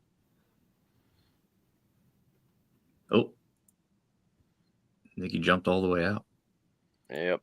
Here, He had, here, he let had me. both Virginia and James Madison in. That's not even possible. Yeah. Well, you could have Virginia in, but you can't have James Madison in if Virginia's in. Yeah. Can well, you? Did he have He didn't have a North Texas American? or Tulane in. that I don't know what he's doing there. Yeah, he had North Texas down like 22, but I don't think he had him in. Yeah. He had Virginia in. Yeah. Yeah, because I saw he had Miami was up at what 9. Is that where they were? I couldn't. Yeah, I saw it was like the 8-9 versus 8 and 9 matchup.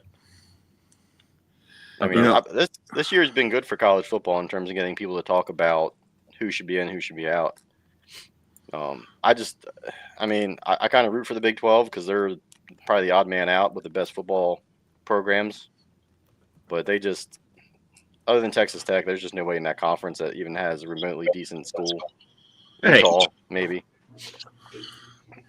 I don't It's know. bad. Where's your bracket at? We want to see your bracket again. Yeah. Whenever it kicked me out, it kicked all my stuff out. So let me Uh, get that. I have no clue what happened. I looked up and everything That was would- gone. You That had, was you your had James announcement Madison winning it all. Oh yeah. Yeah, your bracket was on coke, so it crashed out. You was that your announcement that you were hitting the transfer portal, Sam? All right. There we go. So Damn, you dog walk Texas A&M. you've lost your mind, Sam. I know.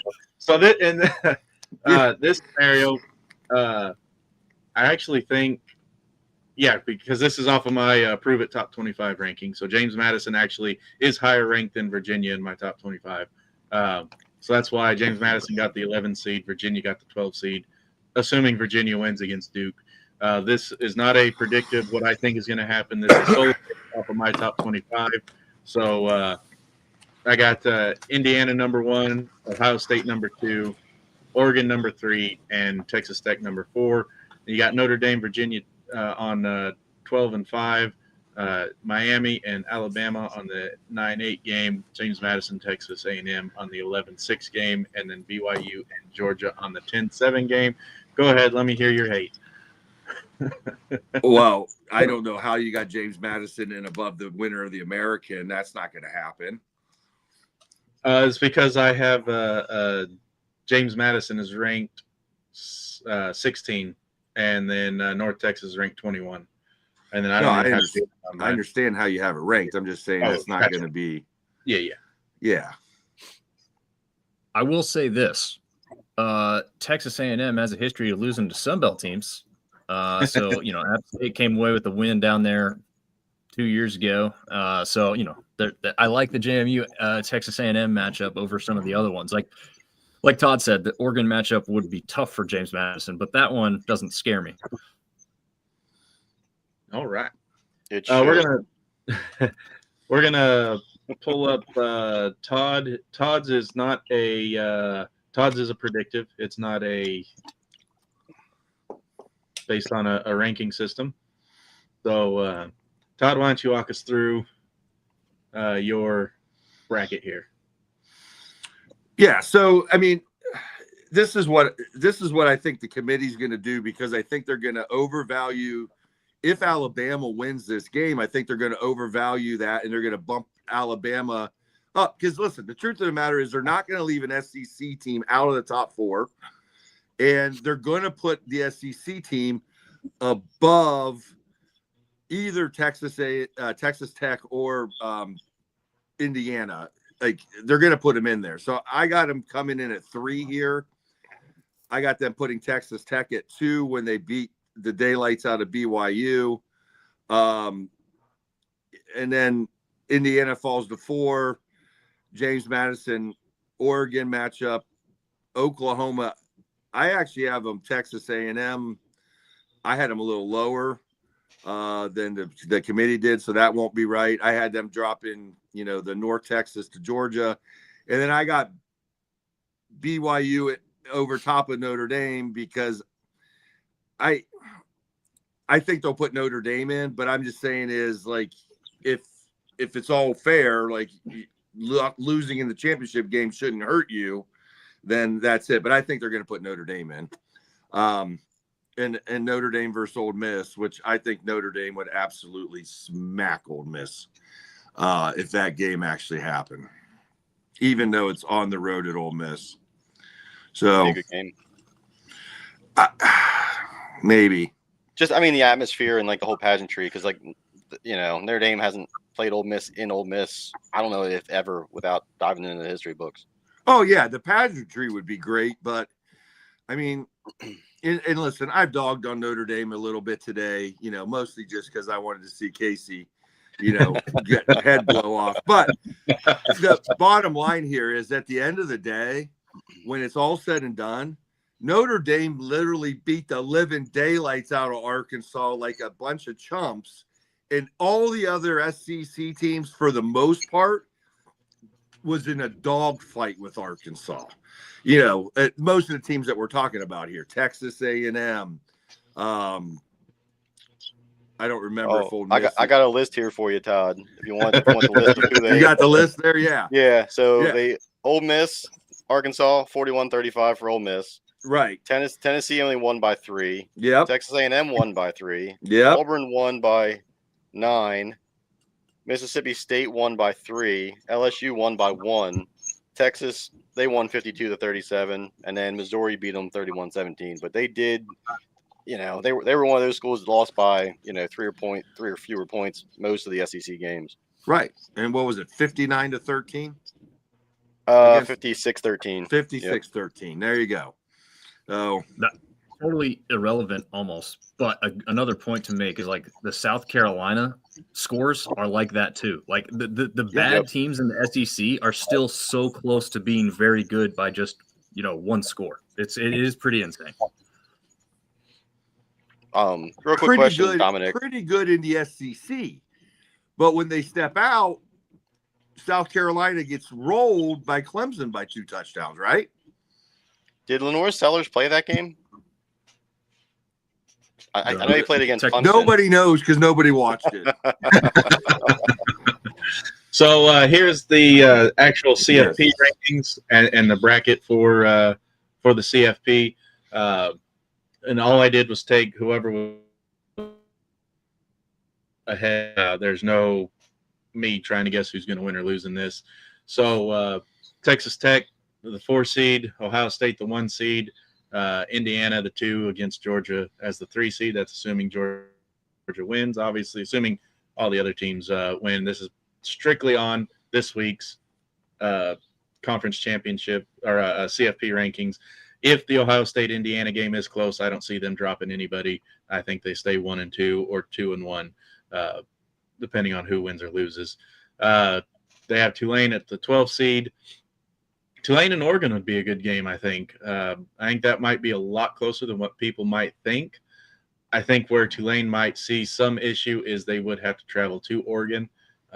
So it could work out not in their favor there. Casey, I see your head. This is not Chip Kelly's Oregon team. Like, Dan Lanning actually has his team play defense. I am by no All right. means an Oregon fan, but Dan Lanning does have a pretty good defense out there. Tulane's also been known to have a front line too, though. Did you see Tulane 3 weeks ago go to UTSA?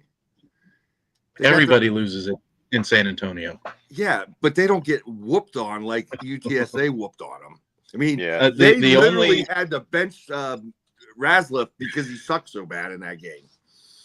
He was Like, having he flashbacks came to back better. BYU. he came back a better person the next week. But But I don't I got a see. question. the only team to lose, the only conference team to lose at UT San Antonio, or to win at UT San Antonio is Army, and that was last week. Other than that, Trailer is undefeated at home in conference games until last week. So it's hard for anybody to win. Alabama, Oklahoma would be a good rematch game there. And then Virginia and Ole Miss. That one kind of, I think Ole Miss would walk away with that one late, but I think it'll be good through 3 quarters. And then Notre Dame and A&M a rematch there as well. We'll see how that all plays out. Are you 100% sure Alabama and Oklahoma would be a good game? You did watch the first one, right? Well, yeah, because It was very sloppy. the first It was game, a sloppy, ugly, terrible game. and I'm sure both teams would want a rematch or a redo. Both teams would love to play that game again. No, I don't disagree, but I'm just saying is it's not like that was some, masterful football game that we all walked away from going, oh my God, man, how could we not? We can look at Notre Dame and Texas A&M and say, wow, that's the game we want to see finish, because it feels like it didn't really finish in the right way, right? We had Notre Dame miss the extra point. We had the 2 holding calls that weren't called. Like, Right. I feel like that game would be exciting. Alabama and Oklahoma, like the first team to 15 points probably going to win that football game, Does anyone think that we could have a top 4 of only Big Ten and SEC? Like, let's say the Big Ten and the SEC championship games are both just close 1-score games, and BYU at least plays Texas Tech very close. Maybe doesn't win, but would you see any argument where you would reshuffle those top 4, but it would be just Big Ten and SEC only? So you're saying putting Oregon in the top 4? Well, he's saying Ohio State, Indiana, Georgia, and Alabama? Yep. No, Alabama can't be top 4. Yeah, I don't think Alabama jumps to top 4, even with the win over Georgia. Texas Tech would have to lose to Baylor, and then BYU, and then Oregon would probably move up. Texas Tech would have to get curb stomped by BYU, because CFP proved last year that they don't put much stock into conference championship games. Now, to Dominic's point, though, I could see, like, if Ohio State and Indiana is close, them staying like 1-3, and if Georgia, I guess if they lost to Alabama, then Alabama would move up to 4, and maybe if Texas Tech lost, you could have Georgia and Alabama 3 and 4, maybe. But I don't think it's likely. Yeah, I don't think Bama's going to jump 5 spots. Not with Ole Miss. Ole Miss has a better shot of getting in without playing a game than what Alabama does playing a game. So, I don't think we talked about this, but Alabama, if like anybody's watched them play all year, they do just enough to win, but it's not pretty, and they don't play a full 4 quarters of good football. No. Yeah.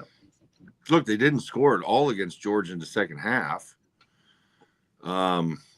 They let Auburn back in that football game last week, up 17-0. Mm-hmm. And Auburn's not like, look, Auburn's defense is absolutely great. If Auburn's defense, and let's say, I don't know, pick any average offense out there, they'd probably be a playoff team, right? If you just had an average offense out there. Right. But listen, I don't see them leaving the SEC team out of the top 4. just don't see them doing it. Now, the question is, if Alabama wins, does that mean Ole Miss jumps up in there, or does Oklahoma jump up in there? For me, it would be Oklahoma, because then you can say, well, Oklahoma beat Alabama, and we could put them up there. But they've already set their precedent now. They got Ole Miss above, Texas A&M and above Oklahoma. So here's the question we should be asking ourselves, maybe the committee needs to stop ranking teams until the very last ranking. Yep. That would solve a lot of these issues, because I think, and I am gonna have to end it here because it is almost 1:00, but I think the committee, if you look at what they did last week, they're trying to get BYU to lose that game in this week against Texas Tech, so they can get in their mind, because they do everything in groups of pods or next to each other, a bunch of stupid stuff. They're trying to get Miami and Notre Dame back next to each other, so then they could use the head-to-head to jump Miami over Notre Dame. That's exactly what they just set up for. Now, could BYU throw a wrench in it by winning the football game? Yeah, but I think if they lose and Miami and Notre Dame are sitting right next to each other, that's how they come back and fix the mistake that they think they made by moving Miami down too many spots to start with. And I think they're going to get themselves in that position, and then they're going to come back and they're going to say the head-to-head really matters now that the two teams are sitting next to each other. I'm not the only one saying that. Lots of people are saying that. It's not a unique take by me by any means, but I think that's what they did last week. Set it up that way. Yeah. No, I think you're right, but shouldn't Miami be more focused on Alabama than they should Notre Dame? Because if you look at like we'll call it quality of losses, Alabama lost to a really bad Florida State team. At least Miami lost to two teams that were like both 8-4. Yeah, and if we remember, much like Notre Dame didn't get the call at the end of the A&M game with the two holes, Miami got one of the worst calls of the season on 4th and 15 against SMU, where they literally blew the whistle. The guy hit the quarterback. They called it a roughing and gave him a first down. And anybody watching that game knows damn well that kid did not know that play was over at that time. He was unaware of that. He hit the quarterback and actually tried to hold him up from killing him. He could have literally crushed the kid Jennings into the ground, but he didn't. And Miami should have never lost that game. It should have been 4th, and it actually was a penalty on SMU. It should have been 4th and 15, should have took it to 4th and 25. Instead, they got the 15-yard bullshit penalty, and they end up getting the win.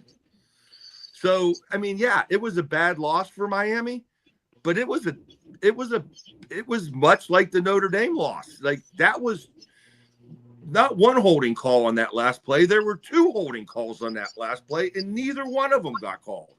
So, do you think that might be why they have kept Notre Dame in front of Miami, because they think Miami should have lost that game?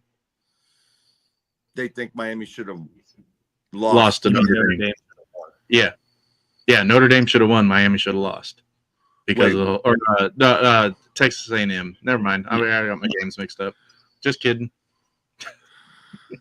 What I'm saying is it's not like Miami didn't go to SMU and get spanked here. They got kind of dog walked on the road by an official who, quite frankly, that was a terrible call. I mean, it was a terrible call at the end of that football game.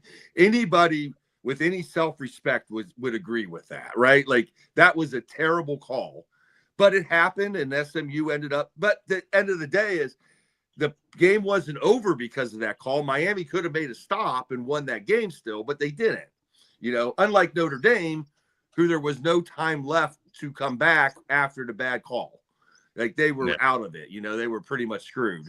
Because what it was, there 5 or 6 seconds left when they got the ball back after that, play. So there you go. I mean, I just think the committee has got themselves and put themselves in such a bad position because they're ranking teams. And Sam and myself, when I do my rankings, what I did last week has no bearing on what I'm doing this week. Like, I watched a whole new week of football, right? So who I thought was the number 2 team last week, hell, they could drop down. I started dropping Oregon after I saw them play Penn State, because I'm like, look, I didn't think Penn State was very good after 3 weeks of the season, and I watched Oregon beat them, and then next week Indiana beats them. You know, I was already dropping Oregon, but everybody else wasn't moving them because, hell, they won. You know, they were winning. So I just think the committee probably should just hold off on the rankings until the end of the season. But it doesn't make for good TV, and it's all about TV ratings. It's all about turning on the TV at 8:00 on Tuesday to see who's going to do it. It's all about making these brackets, which make no sense because it's not the end of the season. So I just wish the committee would come back at the end and say, hey, how about the 5 of us be the committee? And we'll just give them the list at the end of the season. Here's your 12 teams or whatever, you know. Boise State number 1, James Madison number 2, Ohio State number 10. There you go. There you go. Nick, where are you watching championship week from this week? Well, it starts out tomorrow. I'm going to be at the Iconic Blue here in Boise, Idaho. And then after that, Saturday, after some brief business with the Madsons, I'll probably be in a comfortable couch with some chips and dip and some beverages. You'll be one of the 3 people watching the ACC championship game Saturday night. And the other ones are on the screen. I got all 3 of them right here.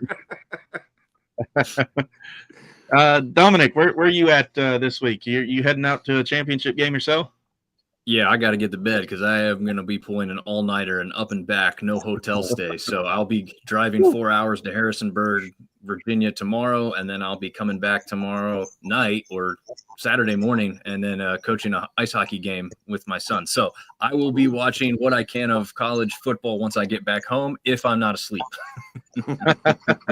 We appreciate you being on this show. It was a great show. A lot of back and forth, great stuff. Todd, where are you watching college football from championship? Well, probably on my couch because there's only be one game on at a time, and I'm surely not. Well, tomorrow night I'll be watching in the garage because we got 4 games on. But on Saturday I'll be watching, well, pretty much one game at a time on Saturday until we get Saturday night, and I'm not going to waste a lot of time watching Virginia and Duke.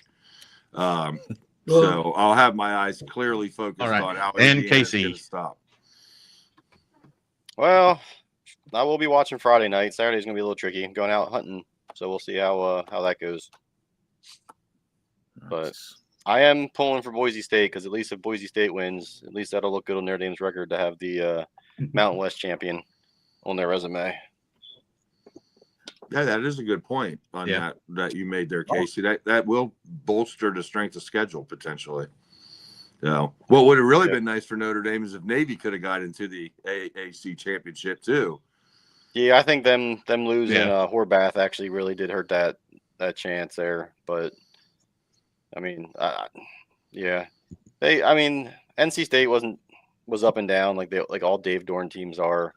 But yeah, I mean the Purdue and Arkansas being terrible didn't make it look any better. And Boston College was a fluke. I mean, Boston College has been a thorn in Notre Dame's side going all the way back to '93 when they beat them, knocked Notre Dame out of contention for the national title. So those games are always usually pretty close. Was that Foley, the quarterback, Tim Foley? '93? Yeah, I think it was Foley was the Boston College quarterback then. You might be right on that one. I'm not even sure on. I try not to watch the game. Like I try to forget that game ever happened. Like the USD game with the Bush push. Mm-hmm. Well, you guys did grow the grass long. You had to push them in. But you are right. It was Glenn Foley. Yeah, Glenn Foley. But yeah, I mean, how technically back then the Bush push was technically illegal. It should have been a flag. Yeah. But I mean, how often have we seen in the last 20 years like the officiating get worse and worse? Nick and Sam were at the Notre Dame Boise game with me, and that officiating was one of the worst officiating games I've ever seen. I mean, it was awful. Well, it I was think, pretty bad. I On think both one sides. thing that would make the college football playoff better is if we eliminated the ACC and the SEC refs from being allowed to ref in these games.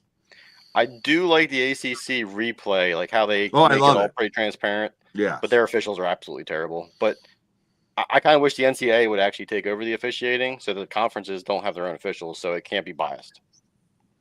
Right. They'll find a way. I'm sure they'll find a way. But fellas, it's been great tonight.